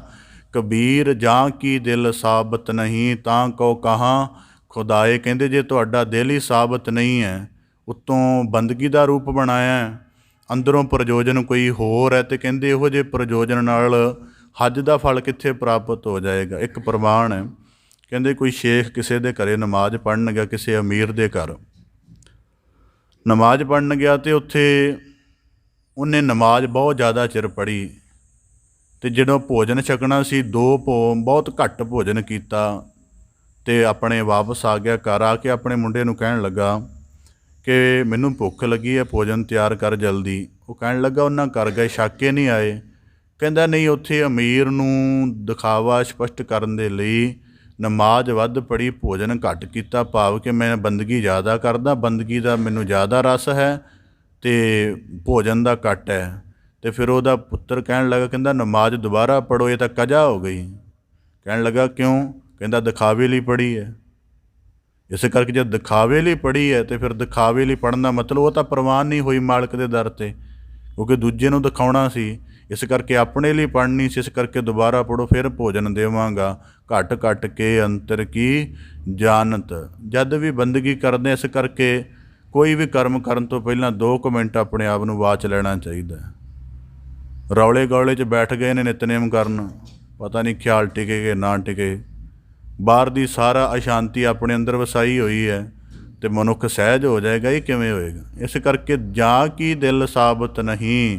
ਭਗਤ ਕਬੀਰ ਸਾਹਿਬ ਜੀ ਕਹਿੰਦੇ, ਜਿਨ੍ਹਾਂ ਦੇ ਅੰਦਰ ਓਨਾ ਭਰੋਸਾ, ਸਮਰਪਣ, ਓਨਾ ਵੱਡਾ ਚਾਅ ਨਹੀਂ ਹੈ, ਤਾਂ ਕੋ ਕਹਾਂ ਖੁਦਾਏ। ਉਹਨਾਂ ਦੀ ਖੁਦਾ ਭਾਵ ਕਿ ਅੱਲਾਹ ਤਾਲਾ ਦੀ ਬੰਦਗੀ ਕਿੱਥੇ ਪੂਰੀ ਪੈ ਜਾਏਗੀ? ਉਹ ਅਧੂਰੇ ਰੂਪ ਦੇ ਨਾਲ ਧਰਤੀ 'ਤੇ ਚੱਲਦੇ ਰਹਿਣਗੇ। ਇਸ ਤਰ੍ਹਾਂ ਭਗਤ ਕਬੀਰ ਸਾਹਿਬ ਜੀ 2 ਸਲੋਕਾਂ ਦੁਆਰਾ ਸਾਨੂੰ ਬਖਸ਼ਿਸ਼ ਕਰਦੇ ਨੇ। ਭਾਵੇਂ ਇਸਲਾਮ ਦੇ ਸੰਬੰਧ ਵਿੱਚ ਕਿਹਾ ਗਿਆ ਹੈ, ਉਹਦਾ ਭਾਵ ਇਹ ਹੈ ਕਿ ਮਾਲਕ ਦੀ ਹਜ਼ੂਰੀ ਦਾ ਅਭਿਆਸ ਆਪਣੇ ਦਿਲ ਅੰਦਰ ਕਰੋ, ਉੱਚੀ ਪੁਕਾਰ ਦੀ ਬਜਾਏ। ਕਦੀ ਕਦੀ ਇਸ ਤਰ੍ਹਾਂ ਦੇ ਅਭਿਆਸ ਵਿੱਚ ਸਾਇਲੈਂਸ ਵਿੱਚ ਰਹਿ ਕੇ ਆਪਣੀ ਅਰਦਾਸ ਨੂੰ ਵੀ ਸਾਇਲੈਂਸ 'ਚ ਪਾ ਲੈਣਾ ਚਾਹੀਦਾ ਹੈ ਕਿ ਉਹ ਕਿੱਥੇ, ਕਦੋਂ ਤੱਕ, ਕਿੱਥੇ ਜਾ ਕੇ ਪ੍ਰਵਾਨ ਹੁੰਦੀ ਹੈ। ਇਸ ਸਾਰੇ ਕੁਝ ਨੂੰ ਮਾਣ ਕੇ ਕੁੱਲ ਮਾਲਕ ਦੀ ਯਾਦ ਨਾਲ ਜੁੜਨਾ ਹੀ ਮਨੁੱਖ ਦੀ ਠੀਕ ਜਿਹੜੀ ਧਾਰਮਿਕਤਾ ਹੈ, ਅਧਿਆਤਮਿਕਤਾ ਹੈ, ਅਤੇ ਇਹਦੇ ਨਾਲ ਬੰਦੇ ਨੂੰ ਆਪਣਾ ਭਾਵ ਮਜ਼ਬੂਤ ਕਰਨਾ ਪੈਂਦਾ ਹੈ।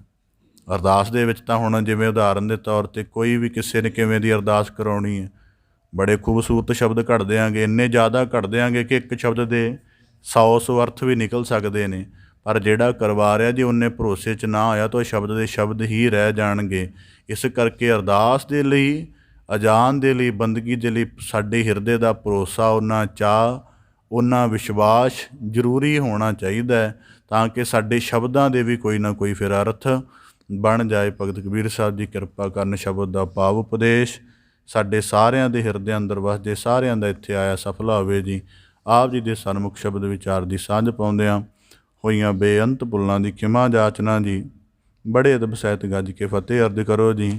ਵਾਹਿਗੁਰੂ ਜੀ ਕਾ ਖਾਲਸਾ, ਵਾਹਿਗੁਰੂ ਜੀ ਕੀ ਫਤਿਹ।